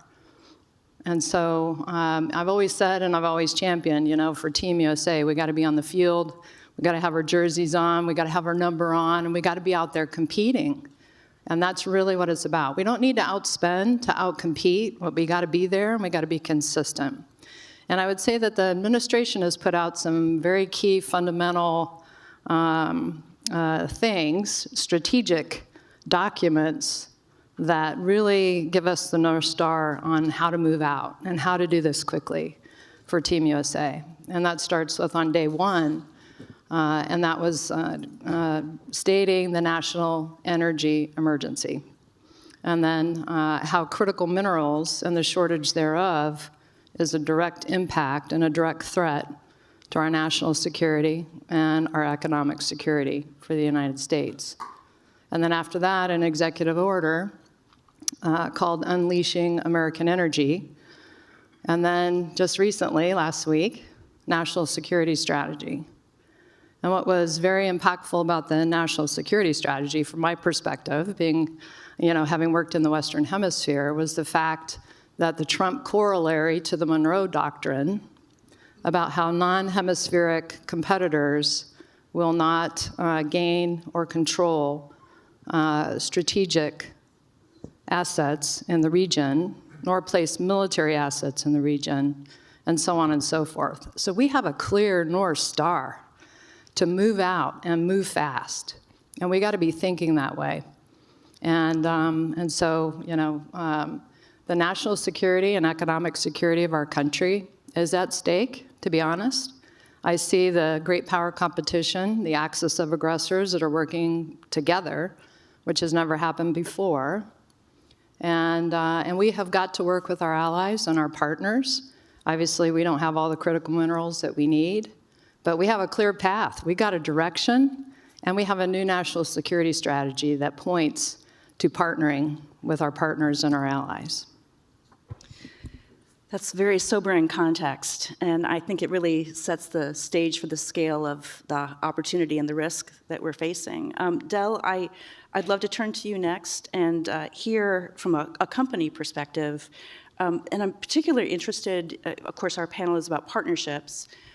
How is your company working with other countries that are potential partners for the United States? And I believe Canada is one of the key partners, that, going to the General's comments about the hemisphere. Would love to hear your thoughts on that. Sure. Great to be here and really appreciate the focus on the Western Hemisphere. I think not only President Trump, but also President Milei and also PM Carney have correctly put the focus on critical minerals in the hemisphere. And for us, critical minerals, include aluminum and copper, as well as scandium, tellurium, and gallium in particular. And I think it's great, thanks to Secretary Burgum and the Department of Interior, that everyone in the hemisphere finally agrees that copper is critical, and indeed copper is the key to unlocking a lot of these other critical minerals. But ultimately, it takes a village to get this work done. We have to leverage governments, we have to leverage customers, universities, labor unions, indigenous communities, financial institutions. All these folks have to come together to de-risk where we can create shared projects with shared values and share them with local communities and create technologies that can help. For us, the critical minerals challenge is real. You have in some cases, low volumes. You have difficult demand signals to disaggregate from the commercial versus the defense. And sometimes you have a geopolitical environment that's a little complicated. But in the Western Hemisphere, we can de-risk all of these things. And we're doing that in Quebec with the Canadian Government Fund to produce scandium from our operations there. I'm pleased to announce that today the Defense Logistics Agency in the U.S. is also doing a stockpile purchase. And these early stage opportunities allow us to de-risk the investment, to go from pilot to scale. So really appreciate those partnerships. Similar story with gallium, again, leveraging our operations in Canada with support from the Canadian government and the state of New York, and an innovation partner in the U.S., Indium Corp. We're going to be able to produce, as much gallium as the U.S. needs, and that's a critical element for semiconductors and other technologies. We're also working with the international financial institutions, both the IDB and the IFC and the World Bank in Argentina, to bring forward a lithium project with significant infrastructure and capacity building. We also do a lot of this in-house, so we have venture partnerships, incubation, accelerators, where we're working with as many as 30 different startups to bring new technologies forward. Probably the best example is our Newton technology, which is a bioleaching technology that can be used to clean up mine waste in many, many different mines. We're doing that with first copper in Nevada at Johnson Camp. Just in the last couple weeks, we effectively have a new copper mine in the U.S. Without the challenge of processing. And processing is something that's super important. And Seth and I here have two of the only smelters left operating in North America, and ours is in the U.S., and that's the only smelter in the U.S. that can take third-party concentrate. So the whole world needs to send their copper concentrate to Utah, not to China, and that would be an incredible way for us to secure that partnership. But we are also deploying this technology with McEwen Copper in Argentina at Los Azules. Again, this kind of circular approach offers significant opportunities to create value out of something that we previously ignored. And likewise, we can do similar things with tellurium. Again, at our mine in Utah at Kennecott, we're taking a waste stream and we're creating value for things that go into solar panels with partners like First Solar. Likewise, universities, tons of capacity building, tons of best practices with the University of Arizona. We're doing this in Mongolia with local partners there, where we've developed the largest underground copper mine. And finally, I want to underscore that you need to work with labor unions. The U.S. steelworkers are probably one of our best partners in North America for safety, for skill development, for worker training. And also the indigenous communities. We're working on cleaning up an old copper mine in Alaska with the Chinooga, and these kinds of partnerships, de-risk the full value chain, because as much as we're talking about opening these mines, we also have to think about how we close them responsibly. And from the beginning to the end, you need partnership. Those are terrific examples. I wonder if you could, before we go on to Seth, just expand a little bit on the announcement today of the new stockpile, because I know that was something that you were anticipating when we were preparing for the session. Yeah, so one of the great things about joining Rio Tinto is that I've had to go back to school. So I've learned a lot of science and chemistry and engineering that I did not previously know, because, of course, I was a liberal arts guy who went to law school. But fortunately, I've got really great people on my team, like Jenna Schroeder, who's sitting back there. So this scandium material is used to make defense alloys.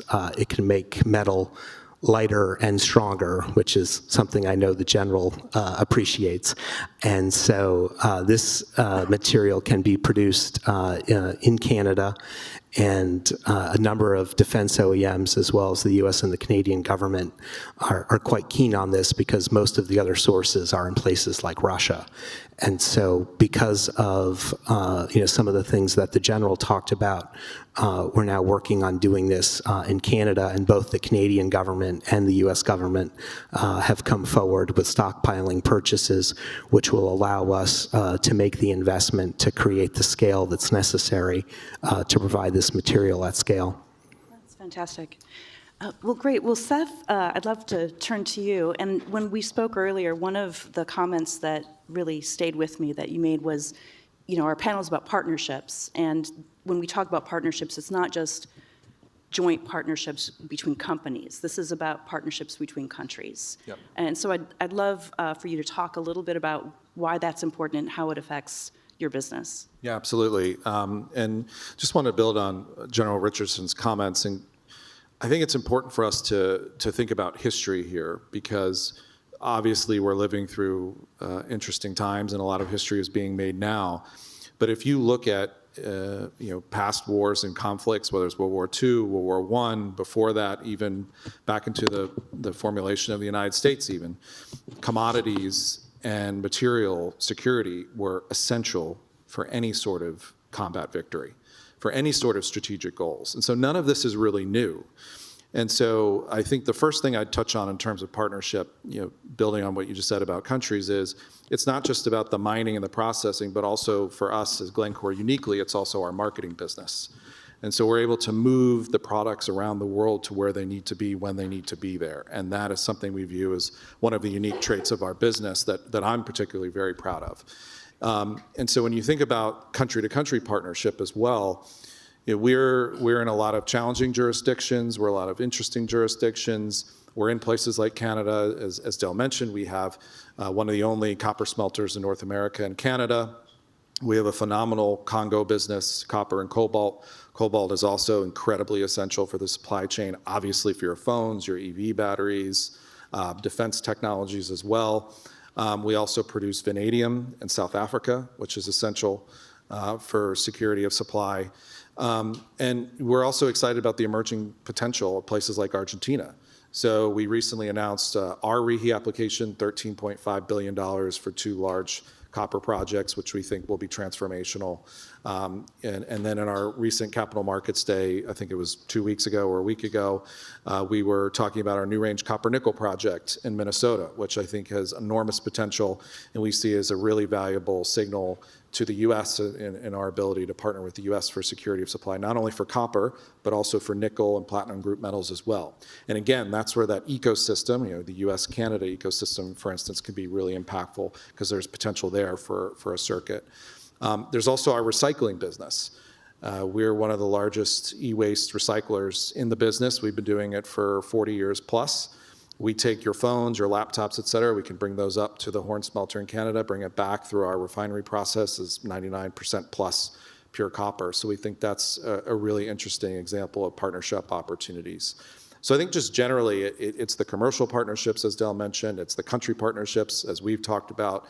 And I think the more that we can layer onto those as we build out our national security strategy from the announcement the other week, the impending announcements we're going to see probably in the next 2 days on the AI supply chain. We just need to, we keep iterating on these, and I think the more secure we can make the value chain moving forward. So it strikes me that, so we have the luxury in the panel of having thought leadership from government, from defense, from the commercial sector. It strikes me that there is a potential virtuous cycle or potential vicious cycle if a country is not geopolitically stable enough. Commercial interests won't go there. But if we don't have commercial interests there, it's more likely that we'll drift apart in a geopolitical sense. And Laura, I'd love to go to you to get your thoughts, because I know you demonstrated a lot of leadership in this regard when you had the Southern Command and you were working in Latin America to make this case. So I wonder if you could talk a little bit about your work there. Yeah, so trying to, what I quickly realized with Latin America and the Caribbean when I came into the seat as a commander, it was in 2021, and we were coming out of COVID in the United States, but Latin America and the Caribbean were about nine months to a year behind the United States, and so they were still dealing with all that. And then as I went around the region and met with leaders, they were very upset with us, right? Because these are our neighbors, this is our hemisphere, and we weren't there first on the ground with a vaccine to help them.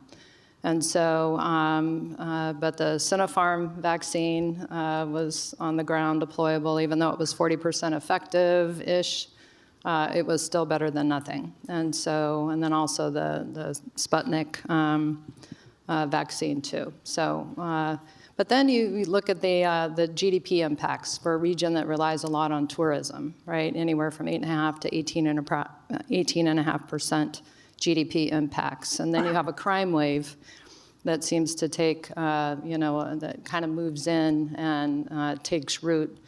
And so the transnational organized crime that we added up in Southcom really just continues to increase, but the last figure that Admiral Halsey, the current commander of U.S. Southcom, testified last March, $358 billion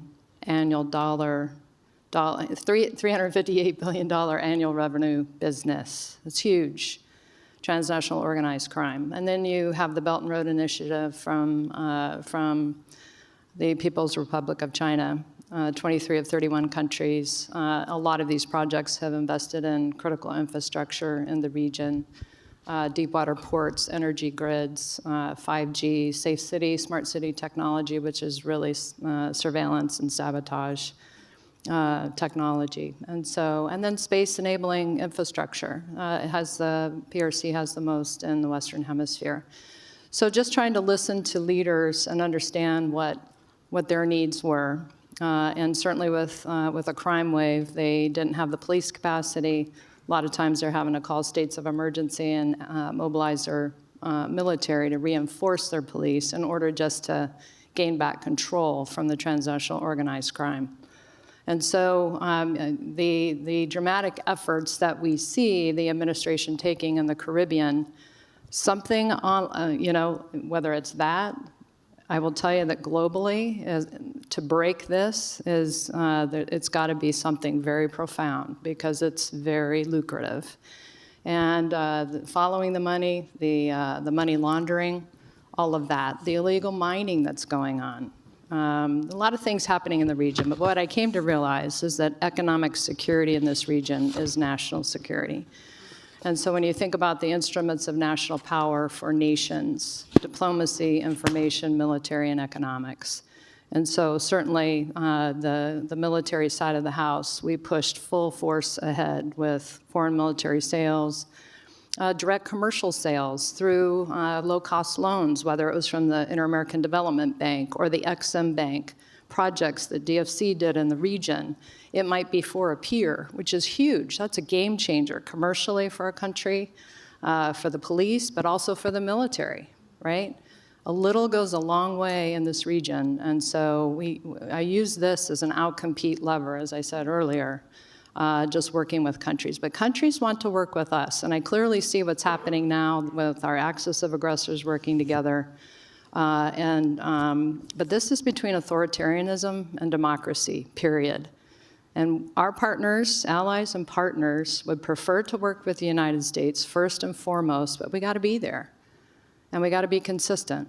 And there's a great opportunity, as I said before, now that we can move out, not just for Team USA's benefit, to make the United States safer, stronger, more prosperous, to make our allies and partners safer, stronger, and more prosperous too, and especially in our Western Hemisphere, our own hemisphere with which we live. What I really take from that is the importance of a government that is approaching these relationships with countries in a really holistic way. That it might seem easy to say, well, let's get closer to Argentina and we can import more lithium. But it's much more complicated. There are many other elements, as you just described, of the international relationships. But what U.S. quality investment does, we invest in the countries. We hire local laborers. Belt and Road Initiative doesn't do that. They bring in Chinese laborers. We do technology transfer. We train. We invest in the communities in these countries. I mean, it's a game changer. Labor standards, environmental standards, the transparency. It's a whole different ballgame. And so, and we need to be branding Team USA and Team Democracy. We need to be talking about that. We need to be showcasing our projects. We need to be putting a flag, and we need to be talking about that, because leaders don't see it. What they do see are the really big cranes, that I've seen from the Chinese Belt and Road Initiative, big cranes in these cities. But you don't see Team USA cranes, you don't see Team Democracy projects, right? But you got to compete on the tenders. You got to be there to compete in order to win. So that's why I'm saying it's important for us to compete. Yeah, just build on that really quickly. Both Rio Tinto and Glencore are part of a supply chain coalition called PRISM. And one of the reasons we're excited about PRISM, for instance, is it's a platform to showcase partnership across the value chain as well, building on the general's point that we need to integrate some of the other actors from other sectors into this. It's not just about mining, it's not just about processing, it's how we all work together as customers and upstream providers and midstream providers to make all of this stuff work and getting in other brands into the conversation. So I think, again, the more we can have collective voice in this space, informing policymakers and stakeholders more broadly, the better off we can be in actually enacting some change here. And I think all of you spoke about this workforce element, the importance that the U.S. brings something to the table that is our unique advantage, that China does not bring, and that's development of the local workforce. I wonder if Seth and Del, if you could talk about how your companies approach that. I think in our sector, it all begins with safety. And so all of our facilities, all of our employees, all of our training, our entire culture is focused around safety. And unfortunately, there has been a long history in the hemisphere of mining and accidents. And so we have to develop that trust. We have to develop that confidence. And you do that first and foremost with safety. I also think, to Seth's point about technology and partnerships, making people understand that they are part of something so much bigger, instilling that pride that when you're developing lithium or you're developing other materials, that it's going into these incredible end uses, the iPhones, the semiconductors, the artificial intelligence, the data centers, the defense applications. I don't think we've done a very good job of not only educating our students, but even our workers about the role that they're playing in creating that value chain. I also think in so many of these markets, working with indigenous communities is just so fundamental. That was something that was quite different for me when I joined Rio Tinto, because I had not previously understood the value of those local and indigenous partnerships.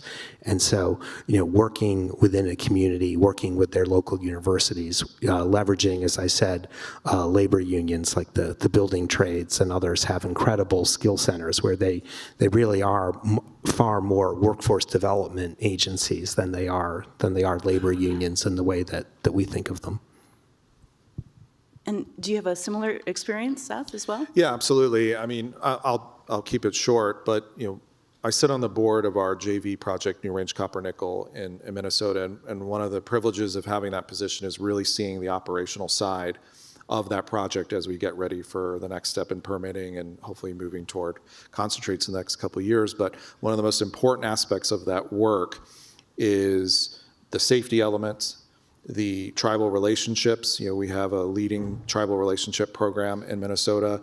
I've gotten to work alongside our tribal program up there and really learn about the history in northeastern Minnesota. And then also the workforce development. The Iron Range of Minnesota is a place that really needs jobs, right? It historically, again, to our earlier point about supply chain and history, the iron mines of northeastern Minnesota were integral part of our victory in World War II. So why can't they be part of our future victory in any challenge that comes our way in the future, again, with copper and nickel coming from the Iron Range of Minnesota? And so helping the local people understand, you have a role in history here, while also bringing them jobs, educational opportunities, funding schools. So, this is real stuff, and we can see it right here at home in the U.S. as well. I think that would have a dramatic impact on people seeing our industry as attractive for the young people, as you were talking about, Del, to talk about the importance to the nation, service to the nation, being part of something bigger. So I really resonate with that. I'd love to go next. We have a few minutes remaining. We have a couple questions coming in from our audience online.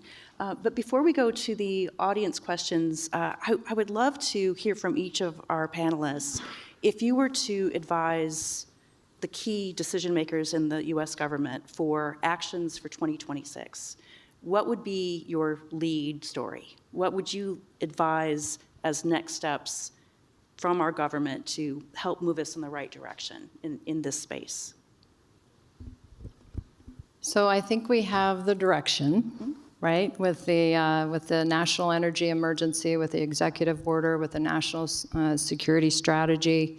So we have a clear North Star, right? And I think that we got to move out. I would say that in stark contrast to the Cold War, where the U.S. government has normally been like an inventor. Because of the innovation and technology, the relationship is changing between the U.S. government and private sector. And so now, because of we see new technologies coming out from the private sector with private financing. And so the U.S. government might be more of an adopter than an inventor now. And that's a change. That's a big change, and from a military perspective, I worry about dual-use technology and how that's used, right? And the protection of that and our national security.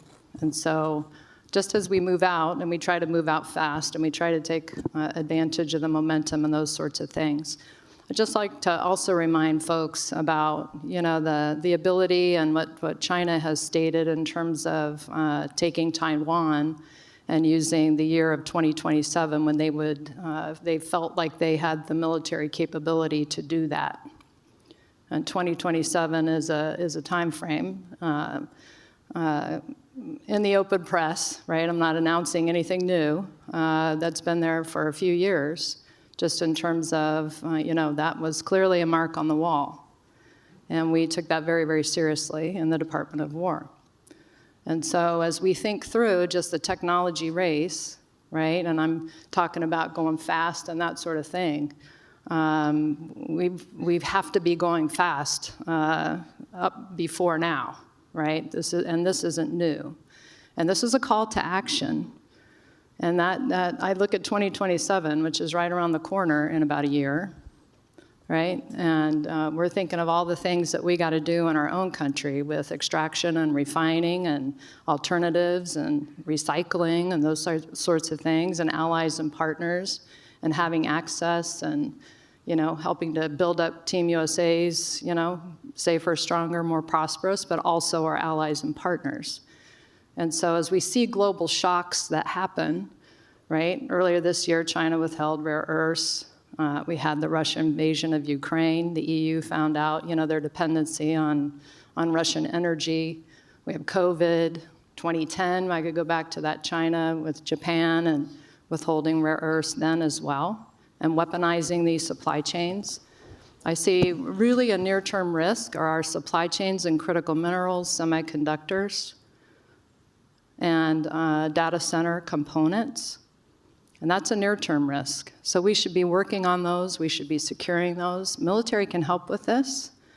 The Department of War can help with this. We have federally funded research and development centers, FFRDCs, the Department of War that has them do a lot of research, and we should be doing more research for, public-private partnerships on critical minerals and securing these supply chains. So there are a lot of things we can do. So I would say in the next year, I would like to see that we are much further ahead with hardening those supply chains on those three things that I talked about. A few key things, I think. First and foremost, we need permitting and judicial reform in this country. If we don't have our own house in order, it's a little hard to go around the world and tell other people what to do. We have a copper project in Arizona that is essential to U.S. national security, providing 25% of future U.S. copper demand, and we've been stuck with frivolous litigation for nearly 15 years. It's totally ridiculous. We also need to remind ourselves that trade is a good thing. I understand the president has a particular view on trade, but honestly, Canada is our friend and ally. We need to fix our trade relationship with Canada. We can't be tariffing critical minerals at 50% and expect to have a security strategy in this hemisphere.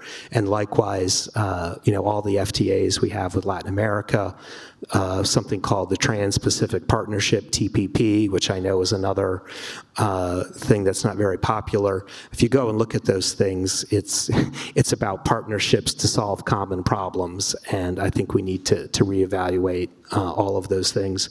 I would also urge folks in Washington to go back to some soft power. President Trump had a great initiative in his first term, America's Cresse. We need to look at all of those programs and figure out how we can direct them in the directions that the general's talking about. Right, thank you. Seth? Yeah, two things I'd focus on. Completely agree with Del. Permitting reform, essential, not just for our industry, for every industry. If we can't build stuff, we're screwed. Two, durability. I think there are really good things coming out of this administration, but we have to think about forever as well, right? And just one of the beauties of democracy is people cycle in and out, you have elections, but also we have to have an ability to have durable strategy, because a lot of these investments that companies make across the board, not just our industry, but others as well, multi-billion, multi-decadal, multi-generational. So the more we can have some durability in terms of public policy strategy, the better off we'll be. All right, I think we have time for one or two questions from our audience. And let's go first to a message or a question we received from Lexi Carley by text. And I believe that's going to show up now, right? So Lexi asks, as U.S. public sentiment and politics swing towards a more inward focus, what are the most durable ways that Team USA can maintain a sustained presence with partners in critical minerals regions? So maybe I think this goes to what you were saying, Laura, about trying to get the Team USA brand out there. What do you think, what are the institutions that are best served to help us do that? Oh gosh, all the ones I mentioned before, DFC, Exim Bank, Developmental Finance Corporation, but obviously Department of Commerce, Department of Treasury, Department of Justice, all of those, the USG, and bringing those instruments of national power together. You know, sometimes we're very stovepiped, and that's what I worked really hard as commander, is I would, you know, I spent about 50% of my time in the region, and then like 50% here in Washington, D.C., and going around and leveraging partners and trying to gain partnerships, right? And we had the CHIPS Act, and the CHIPS Act from the Commerce Department, right? And 2 of the 7 countries were in the Western Hemisphere, Costa Rica and Panama. And they received some money to build out that ecosystem for semiconductor supply chain partnership. And so I think, just back to the question, I think we have even though we have a swing of inward, but then we also have at the same time, you know, I think we have an open door for our national security strategy in the Western Hemisphere. And when you look at the 60% of the world's lithium is in Argentina, Bolivia, and Chile. Chile is the #1 source of copper producer in the world. Brazil's #3 for nickel. I mean, you've got everything in the region, right in our own hemisphere. Yep. So I think they're the best partner, the best institution is the Inter-American Development Bank, the IDB. IDB Invest is doing a lot of innovative work on public-private partnerships, and I think it's somewhat unique to this hemisphere as to how beloved and influential the IDB is. So definitely the IDB and all the institutions that the general mentioned all need to be reauthorized very, very significantly. So I would encourage that to happen, and frankly, a lot of this does need to come from the private sector. In order for these activities to be long-term commercially viable, it has to make sense commercially, and so building the private sector in from the beginning is fundamental. That's great. Well, thank you, Lexi, for a very insightful question. Let's go on now to a question we received from David Bartlett. And David asks, invoking Section 232, the Trump administration has imposed tariffs on steel, copper, and aluminum, and these tariffs apply to allies such as Argentina, Canada, Chile, Japan, South Korea, and the European Union. So how does this trade policy square with our critical mineral security? And Del, this is something you touched on. I wonder if you or Seth or General, if you'd like to build on that. Yeah, just a couple thoughts. I think first, the other thing we haven't talked too much about is how the Defense Production Act also applies internationally. So countries like Canada and Australia can also benefit from DPA funding. That's another thing that's not always popular on the Hill that we also need to keep alive. I would say, with respect to the trade policy, it just needs to be looked at through this holistic lens that we've been talking about. So, for example, The reason why Canada produces aluminum is because the Allies put it there during World War II for the benefit of the American warfighter. It is the quintessential arsenal of democracy in Quebec on hydropower. Here, we don't have that kind of power. It takes a tremendous amount to make aluminum and some of these other materials. So the trade-off is essentially one aluminum smelter or 1,500 data centers. It is far more in the national security interest of the United States to get aluminum on hydropower from Canada and allow us to build the data centers here in the United States that we need, instead of stealing that power for ultimately protectionist trade policies that are not going to advance our security. Any other thoughts on? Okay, well, very well said, Del. Thank you. So I think I think we have time for just one more, but probably only one person could speak to it, and that is we got a wonderful question about the U.S. national laboratories. Let me find that where that was. Yes, this was Charles Linder. How will the national labs be supporting the mission for creating domestic critical and rare earth mineral supply chains? So any thoughts on how we should be engaging with our national laboratories? I'm happy to take a stab at that. Again, they're incredibly important. They do a lot of small projects that are quite innovative, and they bring together different universities as well as different companies.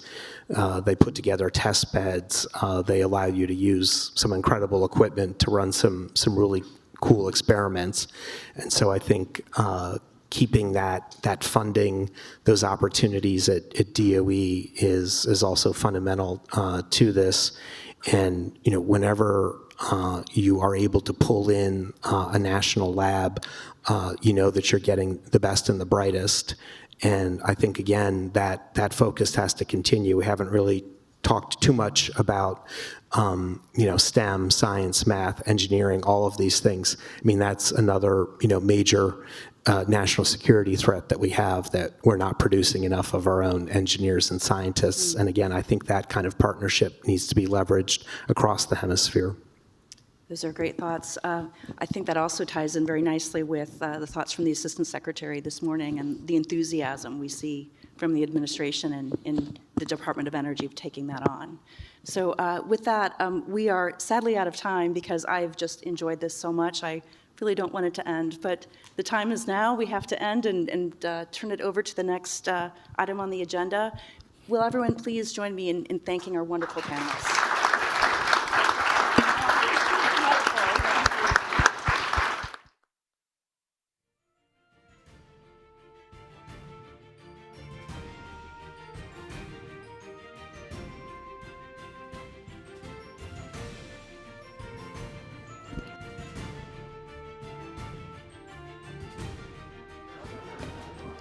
We're going to have a 15-minute coffee break. 15-minute coffee break. Thank you.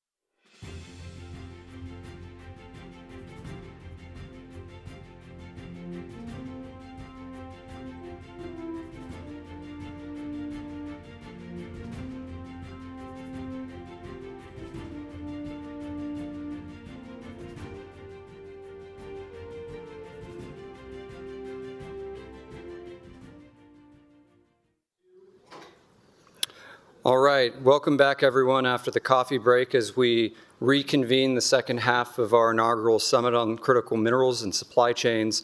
We're really excited to kick off this next segment of conversation by welcoming the Honorable Leslie Beyer, the Assistant Secretary for Land and Minerals Management at the Department of Interior. When you put numbers associated with the body of work that one individual has, I think Assistant Secretary Beyer's role just feels so profound and extraordinary. She is responsible for a portfolio that spans the management of 245 million acres of federal surface land, 700 million acres of mineral estate, and the 1.7 billion acre outer continental shelf. That sounds like a lot of territory for one person to man. It certainly does feel like, I imagine, but I think it speaks to the role that not just Assistant Secretary Beyer, but the wider Department of Interior plays when we think about the domestic opportunity for supply chain security and the role that DOI necessarily plays in advancing and securing U.S. and partner and allied supply chains. So we'll welcome Assistant Secretary Beyer for some brief remarks. We'll then sit down for a fireside chat before moving on to our next panel. But to get us started, because nobody wants to hear what I have to say, it's my absolute pleasure to welcome the Honorable Leslie Beyer, Assistant Secretary for Land and Minerals Management at the U.S. Department of Interior. Leslie.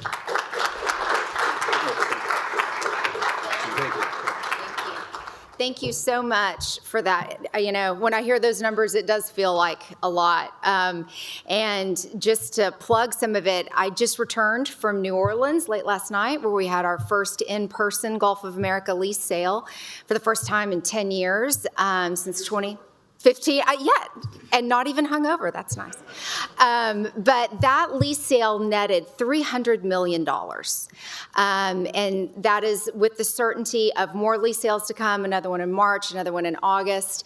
So just to open with that note, just the era of energy dominance, certainly under President Trump, is back. But thank you so much for that introduction. I was pleased to be able to come here earlier and see my friend and colleague, Assistant Secretary Robertson, talk about the DOE's perspective on securing the critical minerals supply chain and the innovation. You know, what I drew from what she said was all around innovation, enthusiasm, R&D, and the way I think to think about the Department of the Interior's equity in that is we are around the permitting, the leasing, all of that. And she noted so clearly the collaboration that we share within the administration. And so I wanted to start with kind of the main point of that collaboration is a tool that President Trump gave to us when he created the National Energy Dominance Council.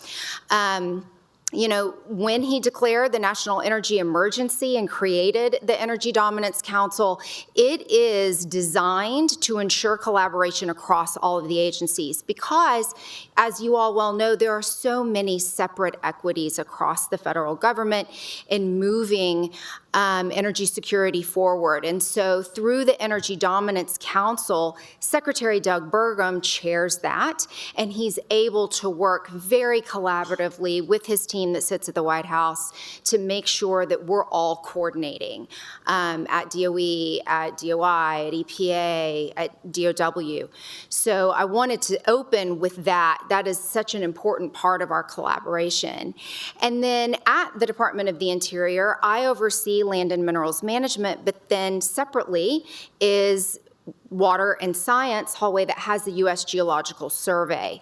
So as you all know, the USGS added 10 more critical minerals to the list of already 50 and have ensured that that list is going to be dynamic and refreshed every 2 years, which I think is incredibly important as we talk about the need to really shore up our critical minerals, both mining and processing.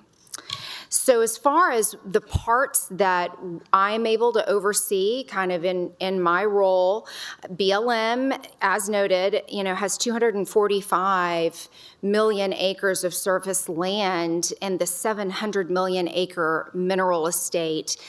And through many executive orders and following secretarial orders, we have prioritized being able to develop those for critical minerals.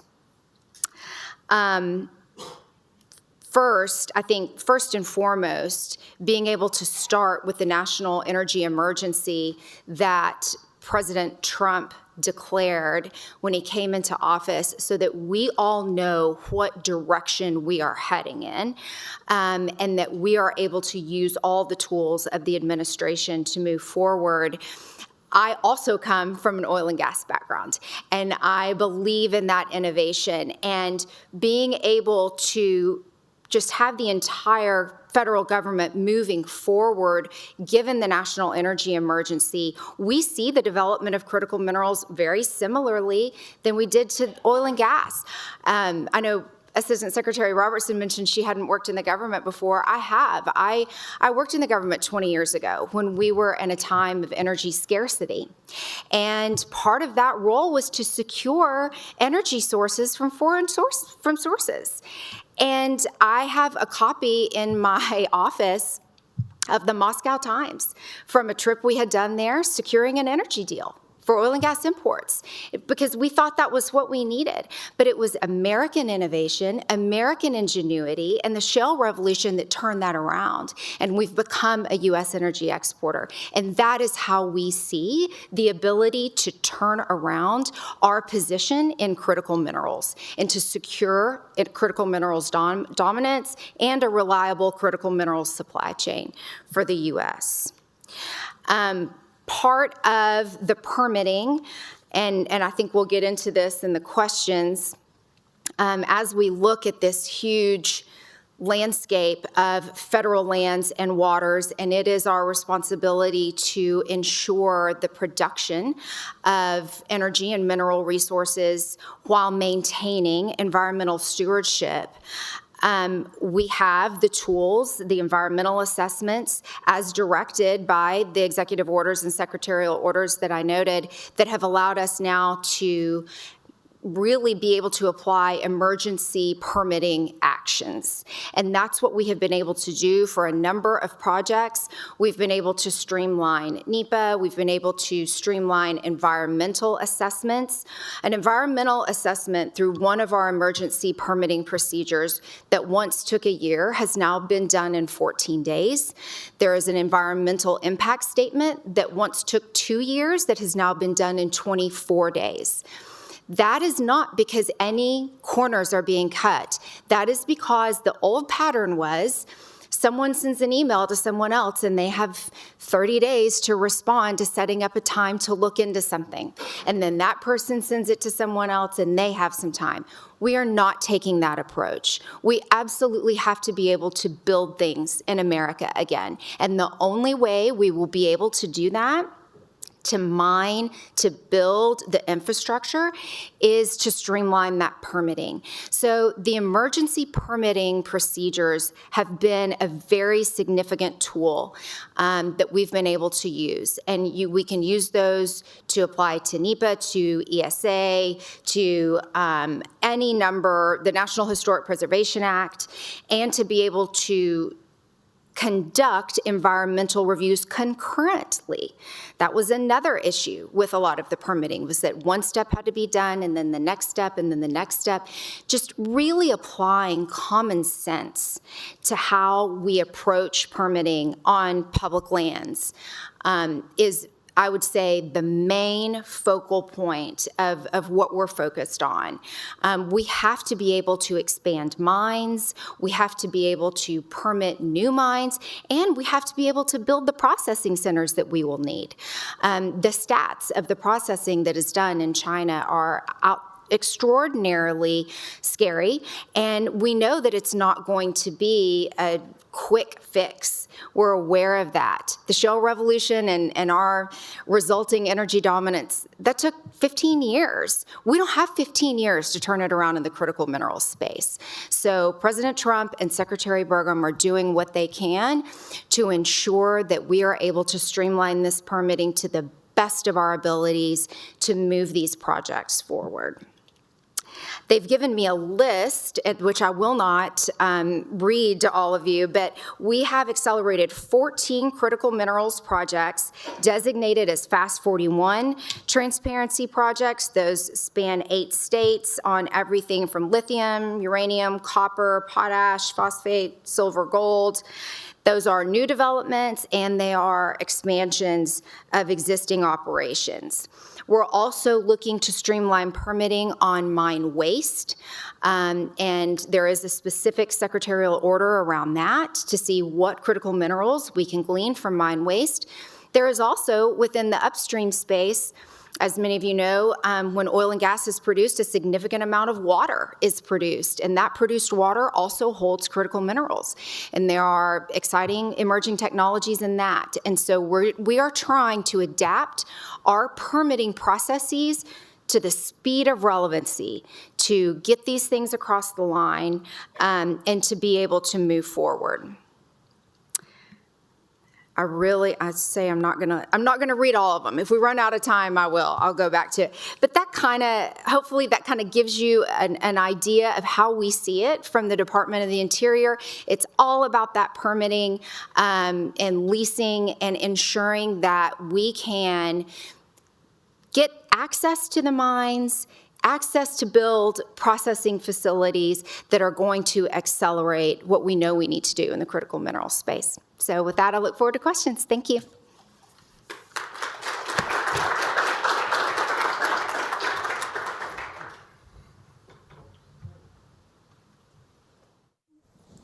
I was waiting for the 14 to come through, but we'll see if we can get to that later on here.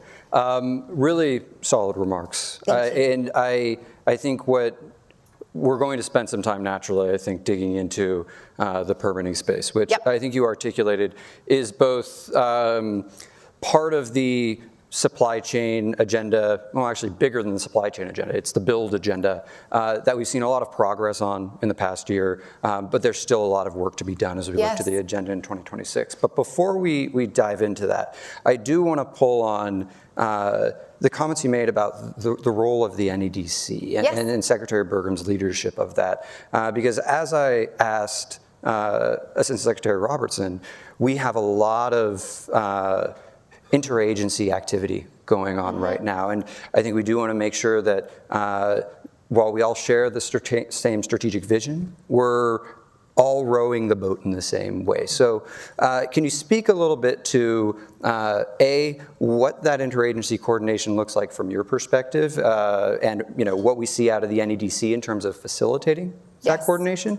But also I think it'd be interesting to see, what do you see as Interior's role, actually, specifically within that coordination? For sure. So Secretary Burgum has really led with such purpose in his role as chair of the NEDC. I don't know if many of you saw his recent trip to the Middle East. He was securing this Club of Nations, the Critical Minerals Club of Nations, MOUs that he has worked, and that is an NEDC priority, to work with different countries to come together to build a club that ensures a reliable supply chain, and so that we will be able to work together. So that's the kind of thing they would do, because that kind of action obviously encompasses state, it encompasses DOW, DOI, and so through the National Energy Dominance Council, he is able to really take those steps and to lead with purpose there, along with Secretary Wright.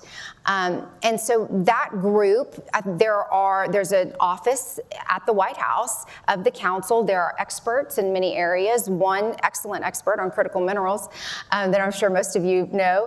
And, they really are able to dig in and push things forward, whether it's specific projects or it's ideas like around the Club of Nations that will really enhance our international cooperation, because we know we can't do it alone. We are going to have to work with our allies, and he is leading that charge through the NEDC. Mm-hmm. And then the second part of that question is, where do you see your office and DOI more broadly perhaps plugging into that? The role of DOI DOI, when we are kind of working with them, especially on the international part, is promoting a permitting regime that enables infrastructure development and energy production. And our permitting regime, as many of you, as everyone is aware, is too slow, but it's also too slow in many other countries. And so when we are engaged in those discussions and we talk through, this is how this works, these are the tools we're using to make things work faster. We're putting tiger teams, like I said, on specific projects. One project doesn't need to take 2 years because a bunch of different people work on it in bits of time. One tiger team of a group of 10 people saying, we're going to get this across the line, that's what gets it done. And so it's just a completely different approach. And that has been, in my experience, an important role of DOI when we've been able to kind of explain that to other economies. Mm-hmm. Okay. We're moving into the permitting section now. Yes. There we go. I think a huge part of the past year has been, we'll call it loosening and alleviating the constraints that permitting is oftentimes forced upon the build agenda here. When you reflect on the past year, which key initiatives related to permitting or permitting reform more broadly are you most proud of in terms of how they're going to be catalytic really to expand what we can build and what we can mine here in the United States?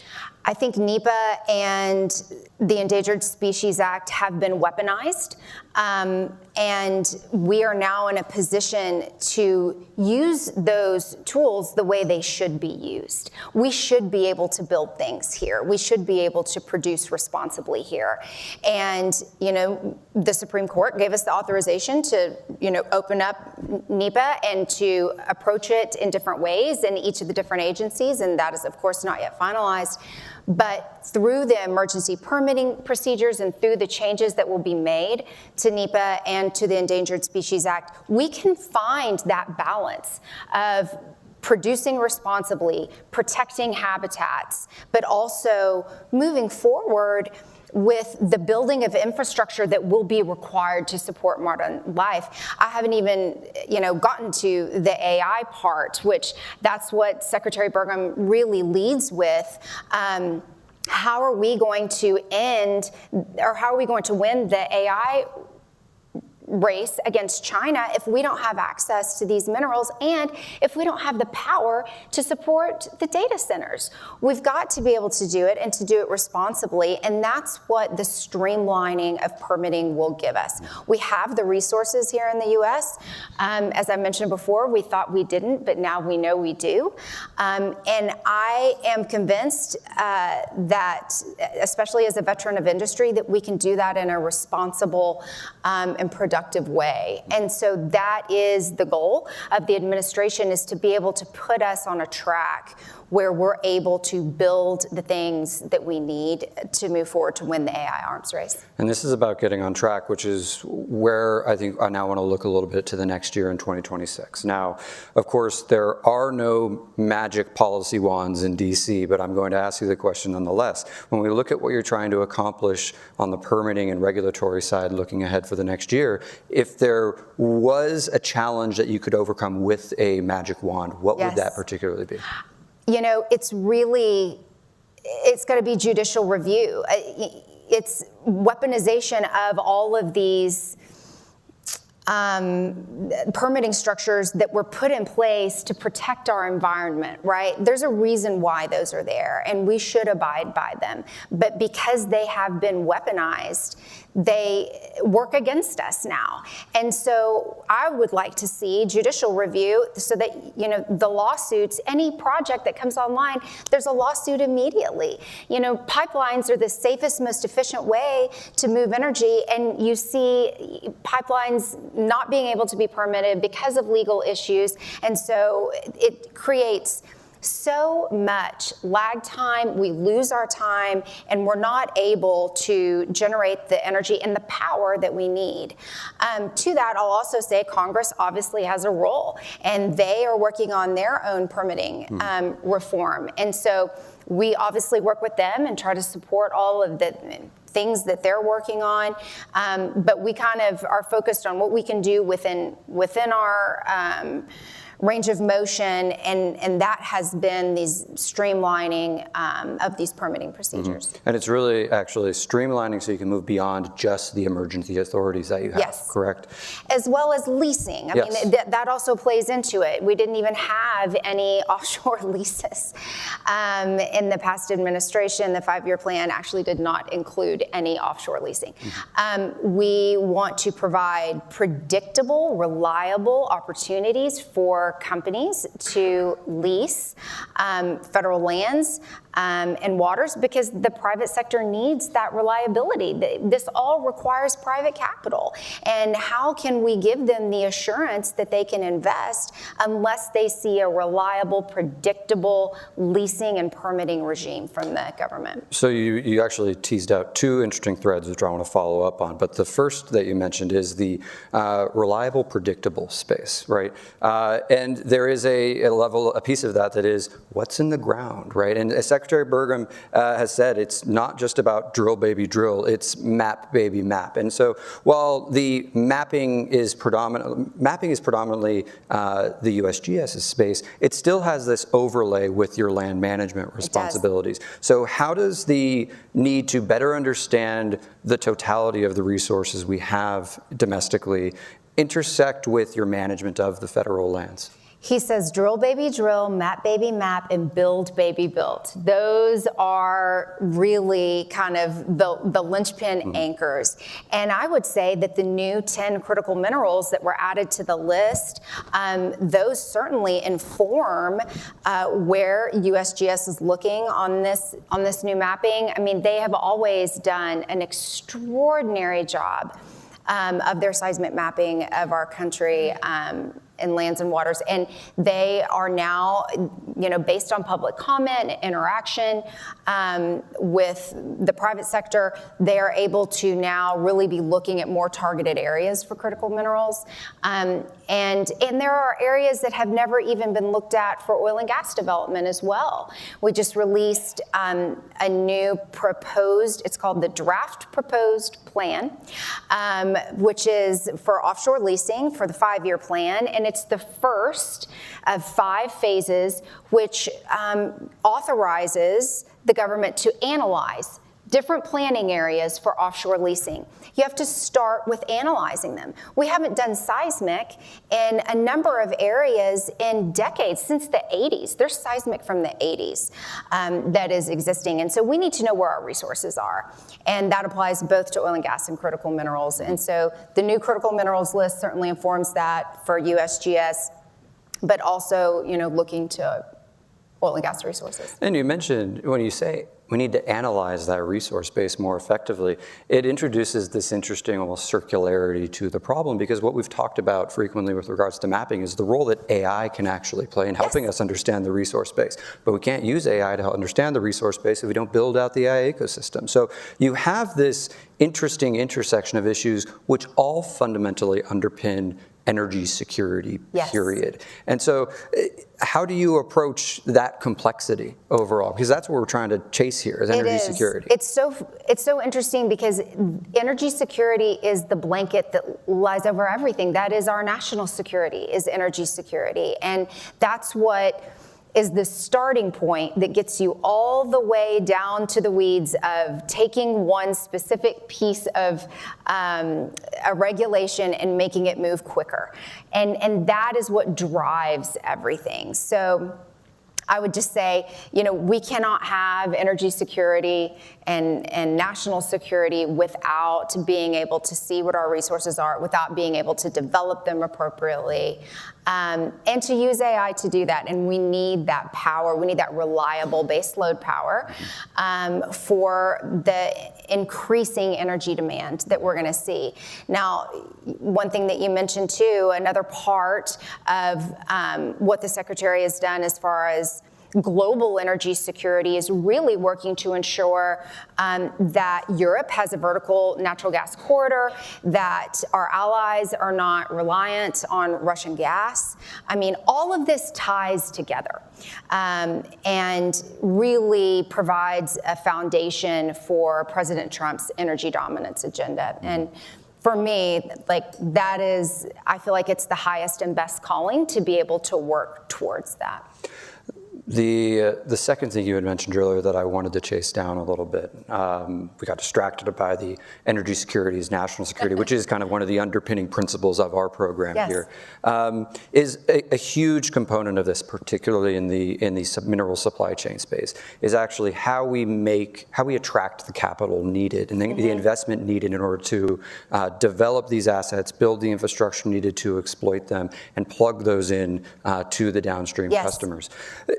Where do you see either the Interior or NEDC fitting into that environment of attracting the necessary capital to build out the ecosystem of supply chain activity that we need? I have seen that, especially, we hadn't talked about coal, it's not a critical mineral, but making sure that we're able to give companies who are mining any number of minerals just the certainty that they will be able to continue their mining project. We approved a mining project that had been in queue for 23 years, and it was approved after 4 months. So it was before my time at Interior, but the Secretary mentions it a lot, how ridiculous that is. And for the private capital to come, we absolutely need to give them assurances and reliability.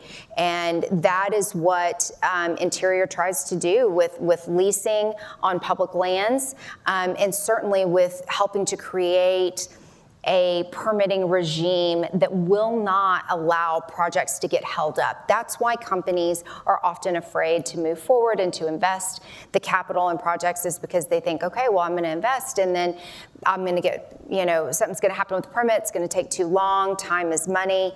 That is the role, I think, certainly the goal of DOI and NEDC is to be able to provide that certainty and to be able to deliver that for industry. The government obviously can't do it on its own, but we can provide the certainty. So when we look ahead to 2026, I mean, using the moment we're in right now, the tail end of a really constructive year, not just in supply chain policy, but energy policy writ large.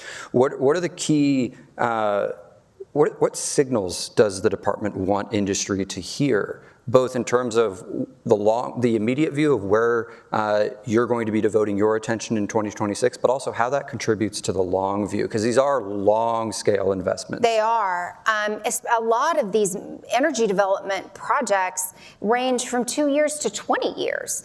And so I think once we have seen, when I opened, I noted, we saw $300 million in private capital come into offshore leasing, where they haven't had that opportunity to do that for 10 years. When industry sees the reliability and we see those signals, they will invest and be able to move forward with these projects that we are going to need. And so I think that's our challenge, is being able to say, hey, we're putting the structure in place. You can rely that we're going to get this done. And with the support and help of Congress, a lot of this will become codified. And so that will be durable. Hopefully we'll then also have judicial review. So when legal issues come up on these permits, we'll be able to get through them in a better way than we have and not be so stymied. But that is certainly, that's our goal, and the signal is going to be the private capital. I want to wrap with a question that's very similar to what I asked Assistant Secretary Robertson earlier, which is, this year has we felt a considerable amount of pressure on numerous fronts as it relates to the urgency of improving the security and resilience of our supply chain. This is a quintessential DC-ish thing to say, but now more than ever, right, it feels that we need to get this right. Otherwise, there are going to be significant risks that emerge in the future. Yes. At that moment of risk awareness, what gives you the confidence that we're going to get this right? Is it the interagency coordination? Is it the progress we've seen on permitting? What is the thing that you're most excited about that we can actually make this happen? Honestly, when the president directs something to get done in this administration, it gets done immediately with 17 other things getting done simultaneously. And there are so many people working towards that every day through the coordination, through streamlined permitting, through new critical minerals on the list, through the ability to have that list renewed every 2 years. It should be dynamic. All of these little pieces build up to positioning our country to be in a position where we have better control over our critical minerals supply chain that we're going to need for modern life. And I hope, too, that you see the equal amount of enthusiasm from me that we saw from Audrey this morning. I mean, this really is the reason why we left industry, me, government, industry, government, to come back. This is the question of our time. How are we going to deliver on this? And we're so passionate about it, and I hope that you feel that from us, from the appointee side, because we really want to make this happen, and it's critical for our country. Well, thank you so much. That enthusiasm shines, no doubt. I'm getting the red light flashed at me, so we did run out of time. We're not going to make it through the list of 14 projects, unfortunately. I'll give them to you. Thank you. We'll get a microphone out during the reception and we'll just say them out loud. Hopefully everybody's paying attention. But thank you so much. This was an illuminating conversation. We hugely appreciate you spending some time with us today to talk about your vision, and I think also adding ballast to what we've seen from Secretary Burgum and his vision for how we're going to deal with these challenges. So with that, I'd love to give Assistant Secretary Beyer a round of applause. Thank you for joining us today. And with that, it's my responsibility to move us on to our next panel. So I'll hand it over to my colleague, Heather Torrey, a partner at FGS, who's going to be moderating our final panel this afternoon, focused on how innovation is a form of supply chain security. We didn't even get to those pieces in our conversation. We needed more time. But welcome, Heather, and thank you again, Assistant Secretary Beyer. Thank you.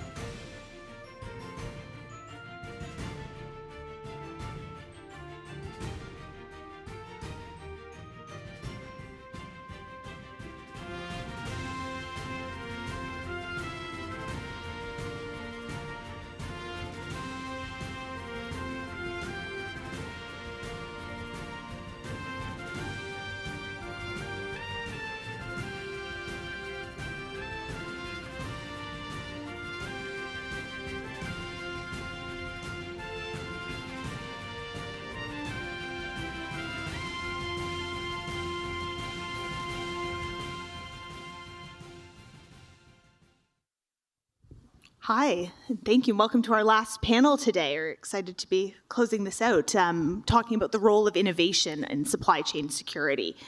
We've got a great panel here today, sort of covering sort of a diverse experience from early stage innovation all the way to moving a project through development into operations. So with me today, we have Angelos Kokkinos, the Director of the Office of Manufacturing and Energy Supply Chains within the U.S. Department of Energy, Jonathan Roundtree, CEO of Neuron Magnetics, Kunal Sinha, co-founder and CEO of Valor, and Chad Yeftich, Vice President, Corporate Development and External Affairs at Ioneer. I'm going to kick it off and ask Angelos maybe to speak to his approach at DOE on supporting innovation. I know we talked in some of the prep for the panel of sort of the near-term scale-up from existing technologies to that longer-term development support. And I think just starting today's panel covering the importance of the role of the U.S. government in moving innovation through to scale up. So, Angelos, if we could start with you. Thank you. Thank you very much. It's a pleasure to be here. I just want to go back to something that Assistant Secretary Robertson said, which is the government has to serve as a catalyst in helping moving technologies from what we call, engineers call TRL level 2 or 3, all the way up to 8 or 9, or to basically commercial application. And the task that we have is to ensure that not only do we provide this catalytic effect on standing up these technologies, but also to ensure that we get the results, or we help get a return on the investment for the U.S. taxpayer. And that last part, I'm not talking about in terms of the issue of money. The goal of the administration is to provide reliable and affordable energy for everyone, and to be able to repatriate industries and not to be dependent on what I call foreign monopolies. So how do we do that? We examine technologies and we provide grants, whereas Assistant Secretary Robertson said, companies have a skin in the game, and we provide those grants to help stand up the market or the production of critical materials or minerals that address the issue of reliability and supply chains within the United States and within the energy sector. Just to give you an idea, as I speak, there are 2 funding opportunity announcements that are out live today. Number one, $134 million for rare earth elements, all the way from what we call deleterious material, which is really a fancy word, as the lawyers told me, for recycling, including mining waste all the way to electronic waste, to metallization. And the second one, which is for $275 million to stand up, again, industries that help out take waste from industrial processes and extract critical materials. Not many people know, for example, that in the aluminum production case, you get gallium, and we used to throw it away. And we can pick up, there's a place in Louisiana that produces more, twice the amount of tonnage that we consume of gallium, and it's sitting on a pond. And with work that has been done in the past, we can take care of that. We announced last August $500 million, $500 million worth of upcoming funding opportunity for recycling from batteries to extract critical minerals and bring them back into the market, so we don't have to go to China or other places to buy it. So I'm gonna stop right there. And thank you. No, that's a really helpful overview and exciting to hear new projects being funded.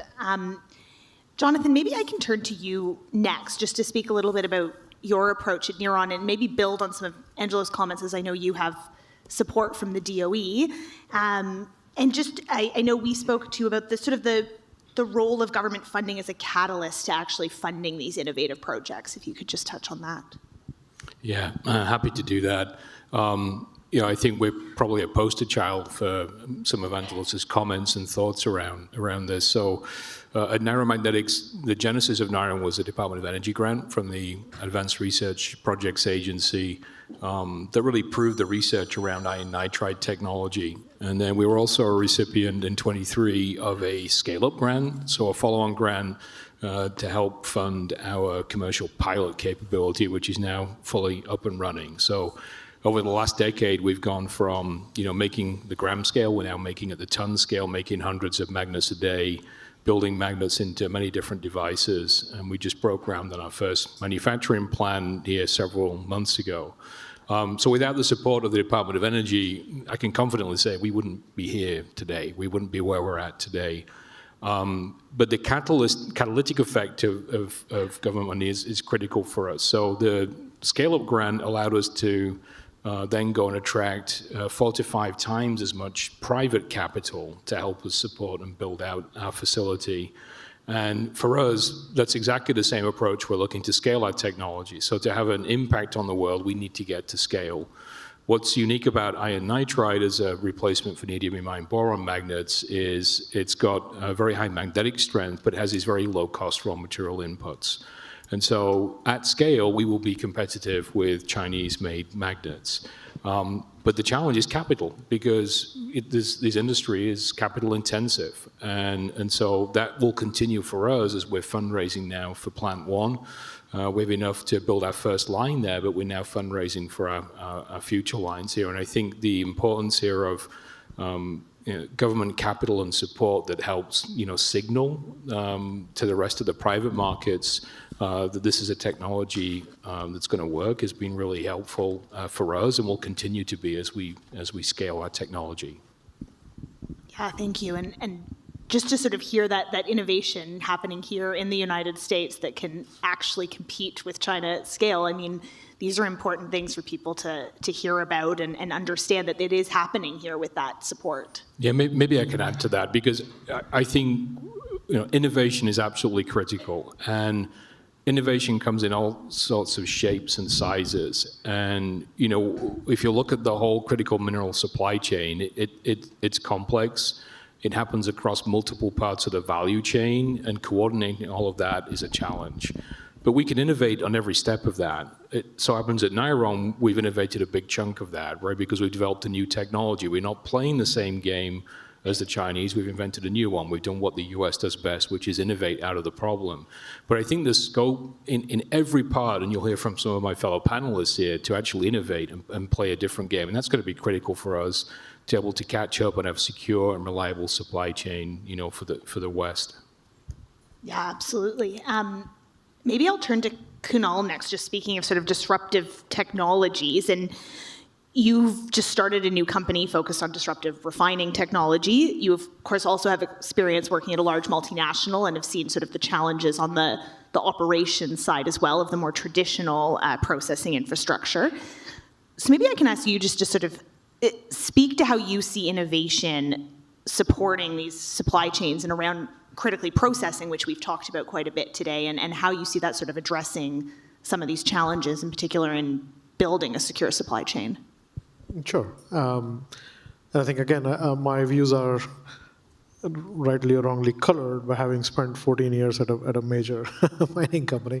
So I always think at scale and how the world markets operate for commodities. So, my view or our view at Valor is essentially, we want to build what will work. So first of all, it's clear where the demand is for all these critical minerals. It's clear where the supply is. I mean, you can't change the Earth's geology. The resources are where the resources are. Recycling is a huge, game changer. And I ran the recycling business at Glencore before this, so obviously pretty long recycling personally. But I think still recycling has some challenges which technology doesn't solve. It's actually, you need to solve at a policy scale. Like the US does not have a national recycling policy, unlike Europe. And that's not something a single entrepreneur can change. I mean, people are trying, but it takes a pretty concerted government action on that part. So long story short, our view on how do you compete and how do you do that is most of the materials we are focused on, it's all commodities, whether it's major commodities like copper or lithium or nickel, or you get into niche markets like rare earths, you end up having to compete at an international scale from a commodities market perspective. And just what John said earlier, it's, I think what the US is really good at is technical innovation. Unfortunately, I think what we haven't been great at is taking those innovations and scaling them up. And not to drive it home, but a great example of that is LFP chemistry, which was actually invented in the US, but wasn't scaled in the US. It's making a comeback and hopefully will play a big role. So our view is we are looking at a quintessential American innovation. It's a technology that we believe we can scale. And at scale, because of the technical advantage, it's a new flow sheet. It's a new way of refining critical minerals. It's hopefully disruptively cheaper from an OpEx perspective.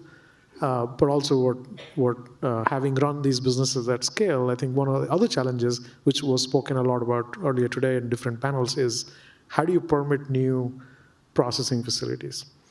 And permitting processing and refining is very different than permitting a mine. And you need to permit both to be able to do that. So I think we just heard about permitting upstream projects, which has its own sets of challenges. I think if you have to permit a new copper smelter or new refinery, it's another issue. I think the last properly permitted green copper smelter in the US was at the turn of the previous century. So that's the other thing on mind, which is how do you build businesses leveraging technologies that make them easier to permit because they have a lower waste profile, lower emission profile, so they're easier to permit, low capex, so it's easy to finance. Because that's the stuff that does get financed very easily, either whether it's from a commercial debt perspective or LPO, for example, or any other means of financing. And just two quick points, just building on what Angelo said. I think it's very important to make sure if you are taking any form of financing or help from the US government, there has to be a good return for taxpayers. That's very important. It's very much highlighted in this administration, which is really good. And then the other thing I would say is even the technology we are commercializing was actually funded by ARPA-E, DARPA, NSF. So again, like that engine of early, funding early stage, crazy academic ideas that almost seem impossible. I think it's really hard to get that from the private sector. So I do think the DOE and other parts of the US government have played a huge role in continuing to fund such innovation. I just want to add something on recycling because it's very important. It's a very complex process to go from what I call dirt to the ultimate material that you want to build. And what recycling does for you is it allows you not to have to go from all these steps from the dirt where you're literally looking for molecules. In rare earths, for example, if you have a finding of 1,000 parts per million or 2,000, you hit the mother lode, from a mining perspective, where you can go to a recycled hard drive and you can get a lot of that stuff out. So that does two things. It reduces the cost of the process, and number two, it reduces the project cycle time. By that, what I mean is when if you want to stand it up, it takes less time to get something built. You don't have to go and deal with a mining permit or with digging in the ground and figuring out the logistics and stuff. So that's the beauty of it. Yeah, thank you. Maybe we can come back to recycling maybe, but I just want to turn to Chad quickly first. And just around the role of innovation in industrial policy on actually getting a large project off the ground. You have a shovel-ready project here in the United States, and we've talked a little bit about sort of at the later stages of development, the amount of capital that's necessary and actually sort of building acceptance for innovation so capital markets understand it and how that sort of process works. I think that would be really great to hear your perspective on that. Thanks a lot, and thank you to the Atlantic Council for having us join. And it's interesting, what some of the panelists have talked about the challenges of that seed capital and standing that up, and even on the permitting of a mine and a processing facility. We've done that, but it's very difficult to raise that first dollar. Your reward for success is that ultimately to build these projects, they take billions of dollars to build. Our capital will cost $1.7 billion to build a project. So you are always needing to innovate and prove the commercial viability to gain that support of the private sector. And there are signals policy-wise and certainly financially where the public sector can help as well. And at Rhyolite Ridge, we're going to be extracting and refining two critical minerals, lithium and boron.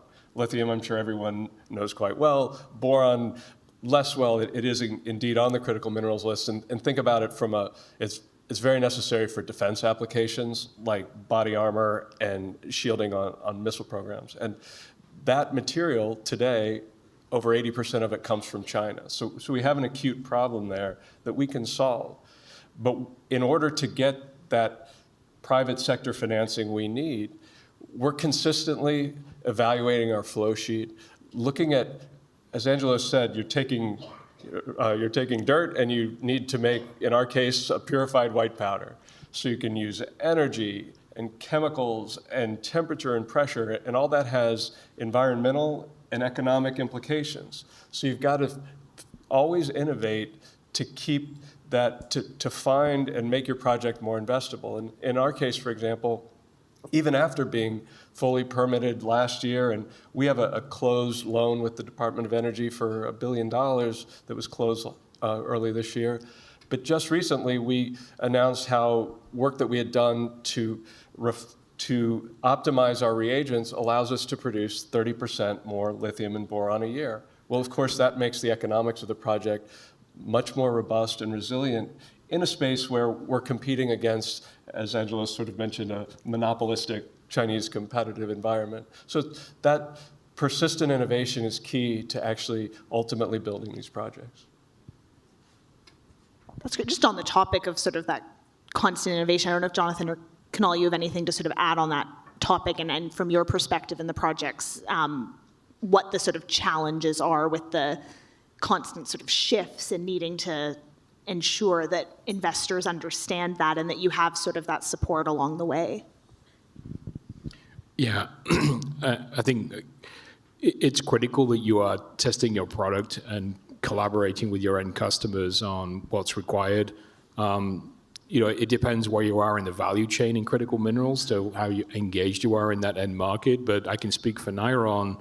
We're fully engaged not only with the tier ones, but the OEMs on, specifying, magnetic performance, magnetic material, but also then testing it, building devices, testing them.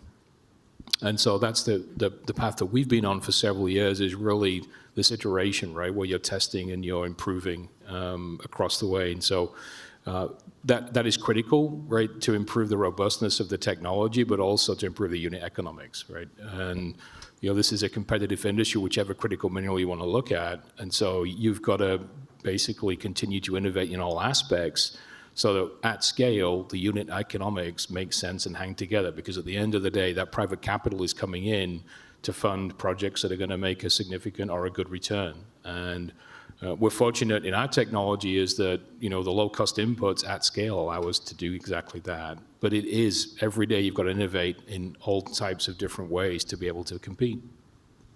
Yeah, maybe I'll just say, I think in general, when you're doing critical minerals, refining, processing, I think in general, whether you're producing copper or rare earths or, that's my view at least, battery metals, the issue is there's not much profitability in processing clean feedstocks and making metal. The margins are too thin. It doesn't work. So if you're mining, you're always going to have to innovate to process more complex feeds, because that's where your spread is better, plus you can have more byproducts. So you're always on your toes trying to innovate to stay ahead in terms of byproducts or credits and things like those. Recycling, again, I ran arguably the largest recycling business in North America and invested in recycling companies, including battery recycling. There, my learning was essentially recycling is the same, which is recycling is incredibly expensive when you look at the entire value chain. A great investment, and has done very well. The challenge with recycling, though, is your feedstock keeps changing. And again, if you're not on top of innovation, you're not going to be successful. A great example in battery recycling is a lot of businesses were built on recycling what everyone thought is the dominant chemistry, which is NMC. But turns out, as I said earlier, LFP made a huge comeback. And because many technical flow sheets were not nimble enough to account for the F and the P and not having enough the C and the M, then suddenly your economics look bad. So I think it's basically you're always on your toes trying to innovate technically, but also to Chad's point, I mean, you're always fundraising. It's a great quote I'm going to reuse. Like the moment you raise the first, second, or third dollar, what you're asked to do is raise X times more in the next 6 months or whatever. But that is what it takes to build critical minerals projects. Yeah, great. I just want to add something. I've worked for 38 years in private industry, and I have the marks in my back relatively to scale up, okay? You are dealing with complex chemical reactions that are taking place, and those reactions are impacted by temperature, by pressure, and by mixing of fluid mechanics. And as you go from trying to make 1 kilogram a day of material X to 1,000 kilograms a day, everything gets bigger, and the mathematics and the chemistry become significantly different. So this is the issue that this gentleman face, and it's a complex issue, and that plays a role in how financial institutions are looking at it, because they have been burned in the past, so they are very careful as to how they're going to invest things. Yeah, maybe I can add to that. The art of scale-up is art and science. It's a bit of both.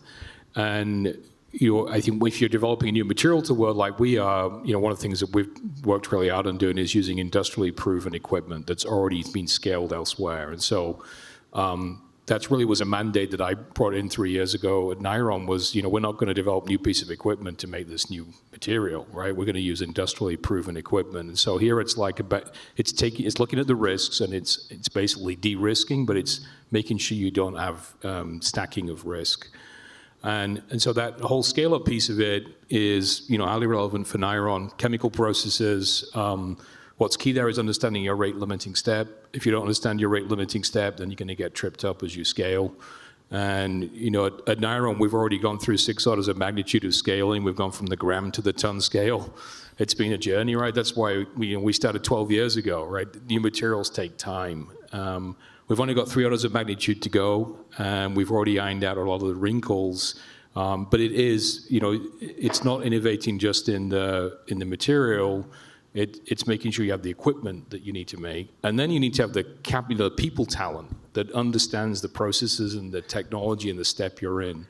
Unfortunately, at Niron, we have a fantastic technical team, we have the leading magnetics team in the West, in my opinion, and that's really helped us to figure out what are some of the challenges with the material science, right? Because it's about structure, property, process, relationships, and that's what our team is doing every day, day in, day out, is improving and understanding those better as we continue to scale the product.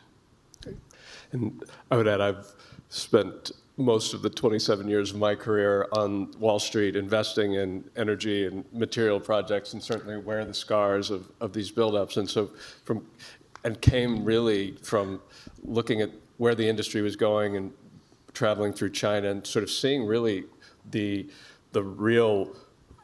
how their full scale sort of build up. It inspired me to come and try and find a project in the US that worked. And one way on the notion of innovation, and to what Jonathan said before, is what we have tried to do is find, by work in part means a deposit where the processing involves rearranging existing pots and pans. So in our case, we have the front end of our process is something that's been done in the oxide copper industry for over 100 years.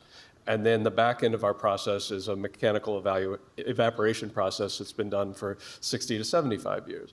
Now, of course, it took us many years, and we spent over $200 million to develop a flow sheet, so it's not easy. But that gives the private sector more confidence to deploy these hundreds of millions of dollars, for which it will take us 3 years to build before they ever have a chance of seeing cash flows from it. Yeah. So you need all of these steps in place to try, and that's, again, the challenge of putting these projects together. And you asked me earlier, what does the federal government do? So what's the Department of Energy doing in this area? We have basically 3 stages that we support. We support the exploratory or the bench scale type development through our APRA-E, what we call the APRA-E office. And then we go up to the pilot scale, which is the applied energy offices that are getting in and helping support companies like NIMO. And then, of course, you end up in the build-up, the final commercial demonstration. We will build it up. So it's a very complex process, and we have to do it, though. We gotta do it. No other question. Yeah, and maybe just building on that, I'm just looking at questions from the audience here, and we have one about what price support mechanisms, such as offtake agreements for pricing, strategic stockpile purchases, do you think are most effective for de-risking some of these critical mineral projects? And I know sort of, some of this is probably a stacking mechanism, but just as you sort of thinking about maintaining market competitiveness here and these different types of supports, what would be most sort of useful, and how are you thinking about that? I'll take that. We actually have, again, at the stage of development, for example, for lithium, there is a market for commercial offtake contracts, and what we have offtake contracts with Ford, Toyota, Panasonic, and EcoPro Innovation. And what we've said and what is required within our financing with the DOE is that some of those have floors and ceilings. Now, those were hard fought. They are novel, and it's a lot, these are commodities in their cycles. So at different stage in the cycle, especially when you have China who is putting their foot on the cycle, it makes it very difficult. So my real thought is that what makes it difficult is it's case specific. Our boron, for example, is a duopoly. There are no offtake contracts in a duopoly. So there, it's sort of, if you have to get creative, you have to, and then I think that also you really need to be very honest with yourself of what is your cost structure. And given our deposit, for example, we're able to produce at the bottom quartile of the global cost curve. So whatever price support, if you are in if you're in the other quartile at the other end, then you've got to really have an industrial policy imperative to put the foot on there. Yeah, maybe to add to that, I think I can speak mainly for Niron with the new material. Our biggest challenge is capital, right? And so there are things like tax investment credits can help, where it gets you ability to be able to attract private capital. It's the catalytic effect of the government support is clear.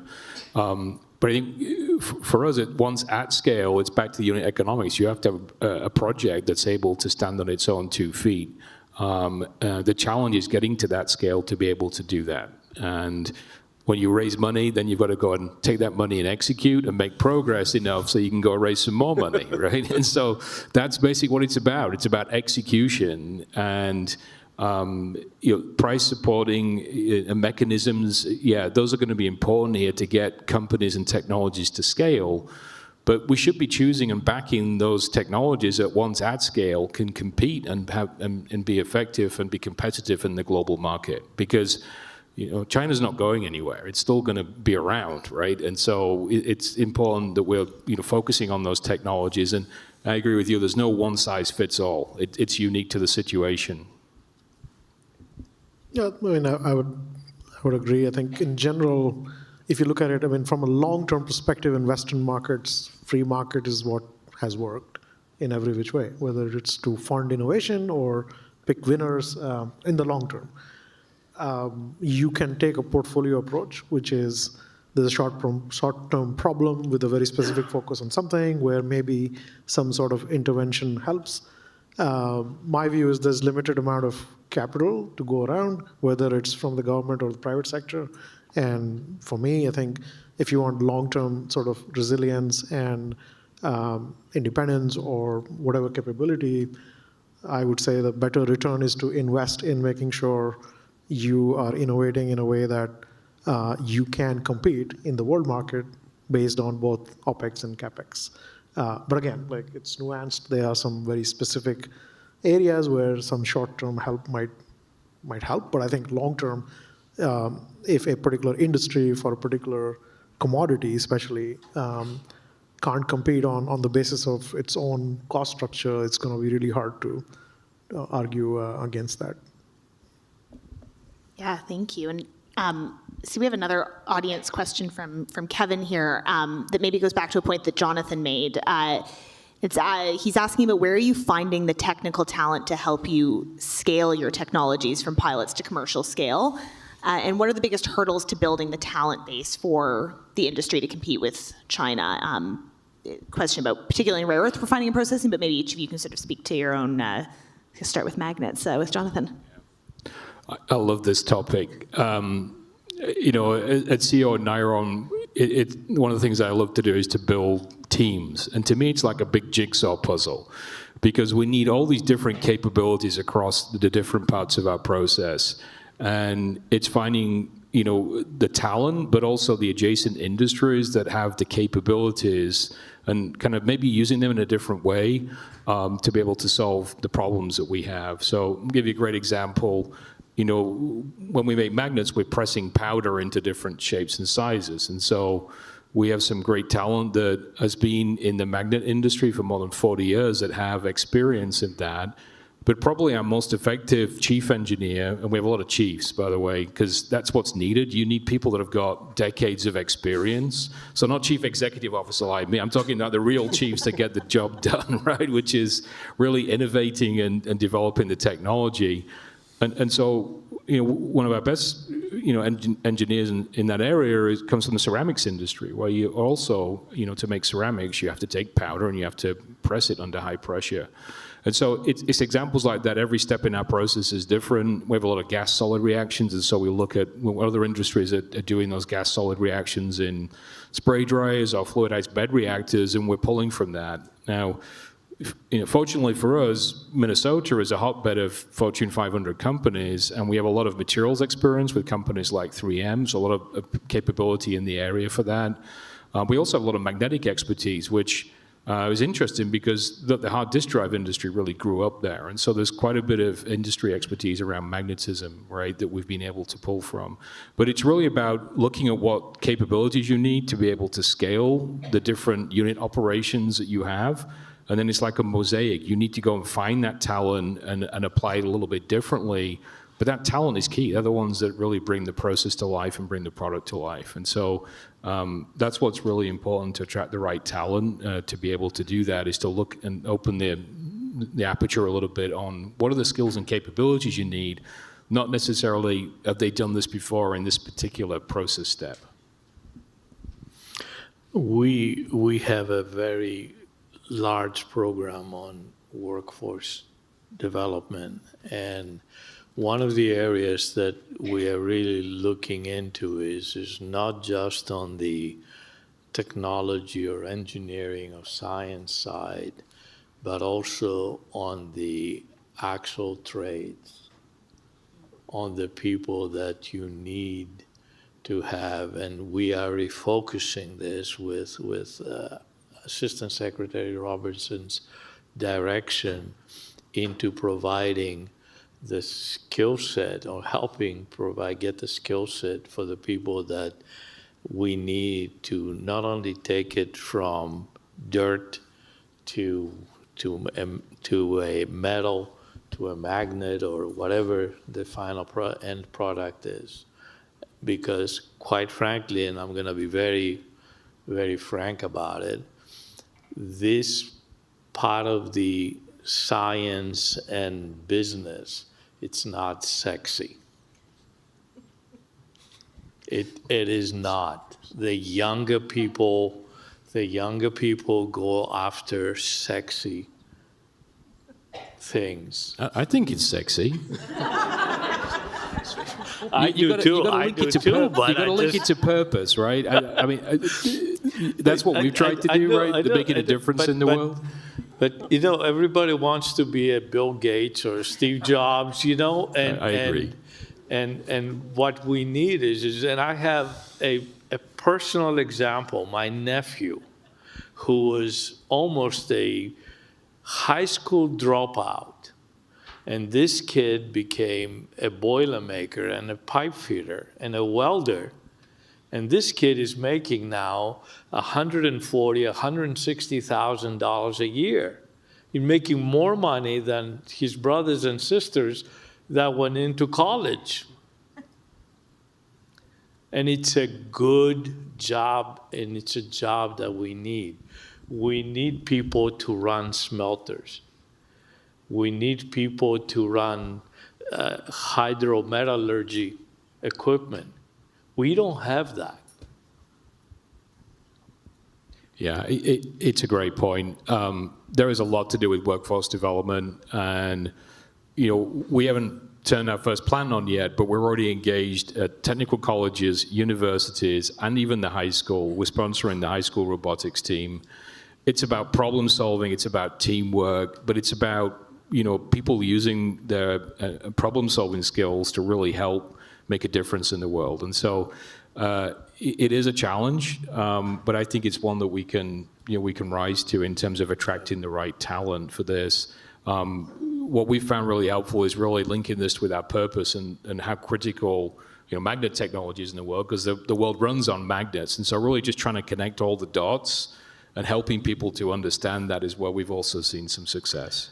I'm just going to get off my soapbox on this with one final comment on the workshop is I have a good friend back in my home area in Massachusetts who is on the board of directors of the local technical high school.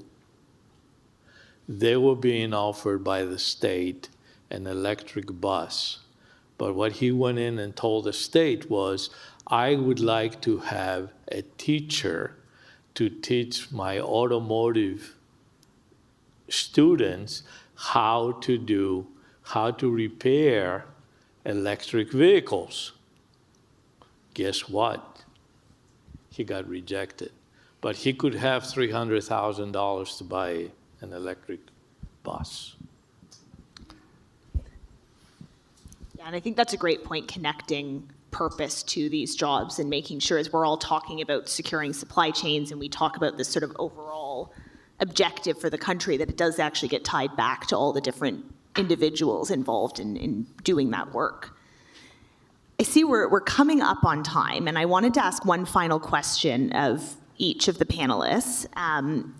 As we look to the future, is there one sort of industrial policy point that you think is maybe missing from the conversation and you think needs to be a focus going into 2026? And maybe I'll just go down and we'll end with Angela. So we start with Kunal. So there's many. I'll just pick one. I'm sure people will pick a good scattering of policies will together comprehensively solve it. We touched upon recycling earlier. Because I've run a at-scale recycling business, I feel pretty passionate about it. It can be a huge source of critical minerals. What we are lacking, again, is you cannot recycle what you don't collect. We do not collect enough in this country. We just don't. And if you want to look up just on electronic waste, which is in the news, it's the topic of various grant opportunities. There's a lot of excitement in e-scrap right now. Just Google Basel Action Network, which is a nonprofit. They just published a report, and I haven't read it, but I was told it says around 30,000 tons of e-waste is illegally exported every month from the United States. That's a huge opportunity. I don't even want to tell you how many tons of copper or gold or rare earths is in that. So again, it happens because we do not have a comprehensive industrial policy on upstream collection, which Europe does have. So Europe has a collection recycling rate of 45 to 55%, which is crazy for developed countries. I think the US is around 18 or 20%, according to the UN. So if there's one I would pick, I would say there has to be a huge improvement on the collection part of the recycling ecosystem from a policy perspective. Thanks. I love that, what you can't recycle what you don't collect. I really like that. It's a good summary. Jonathan? Yeah, mine's a little bit different. We talked right at the beginning, I think, about how we wouldn't be where we're at today without Department of Energy support. The initial research was sponsored by DOE, and then we had the scale-up grant.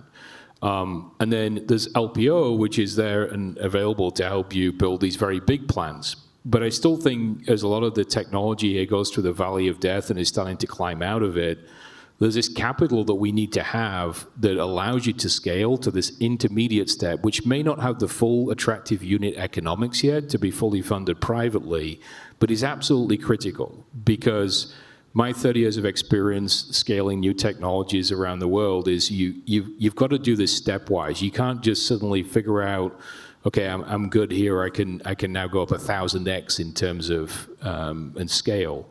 And so access to that capital, I think, and providing that is this endorsement or critical catalyst effect on the government can help with that in showing and endorsing that to allow that private capital. But that is a real challenge when you're scaling new technologies is to be able to get through that step to the full scale where you have got the unit economics. And so that would be my piece of it, and we're already working with the Department of Energy trying to figure out how would that exactly look like and what it would do. But I think that's going to be important. And then maybe just a second one, tax investment credits, because that kind of somewhat addresses some of this where you are able to receive tax investment credits, which means you need to build the capital. Once you've built it, then you can have the tax investment credit back. And I think that's also another good mechanism, which kinds of address this, but in an indirect way.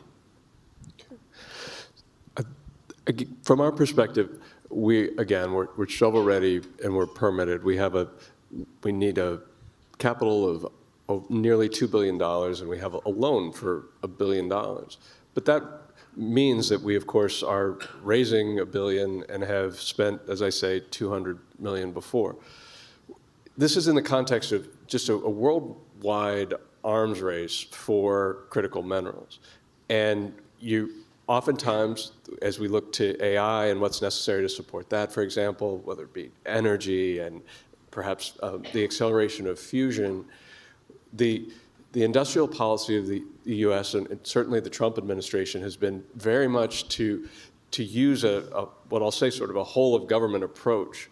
We need to continue that in my mind. And even with the tools that are in that toolkit, DOE has done such a great job and such a benefit for us, but we still need that additional support of DOW and Commerce, because we're not on an even playing field, and we need large amounts of capital for which returns won't be achieved for a number of years. So in my mind, we just need to keep with that whole of government approach to get these into production. I'm going to close, and I'm very long-winded, so I apologize if we go a few minutes more or a few seconds more. But to me, one area that it was touched earlier is the permitting side. Permitting is so critical. We got to get the permitting time down. We are trying, as it was mentioned earlier, in coordinating things within the United States government in getting things done. And what I see from the president and from the secretary, they are very, very focused on getting things done. I mean, I came out of retirement and I left up playing my beloved clarinet, badly, by the way, and I came back because I feel that we need to get these things done. We need to get them done, and we're not getting done if we don't have permitting reform, and if we don't come up with something to protect our investment down the road from people that have the ability to put their thumb on the scale of competitiveness. So I'm going to leave you with that. Thank you so much. I think we are at time, so I just want to thank all of you for this really valuable discussion. And just on behalf of FGS, thank all of you for tuning in and coming out today to this event. It was, I think, a really important discussion and hopefully the start of many more. So with that, I will ask Reid to come up and deliver closing remarks.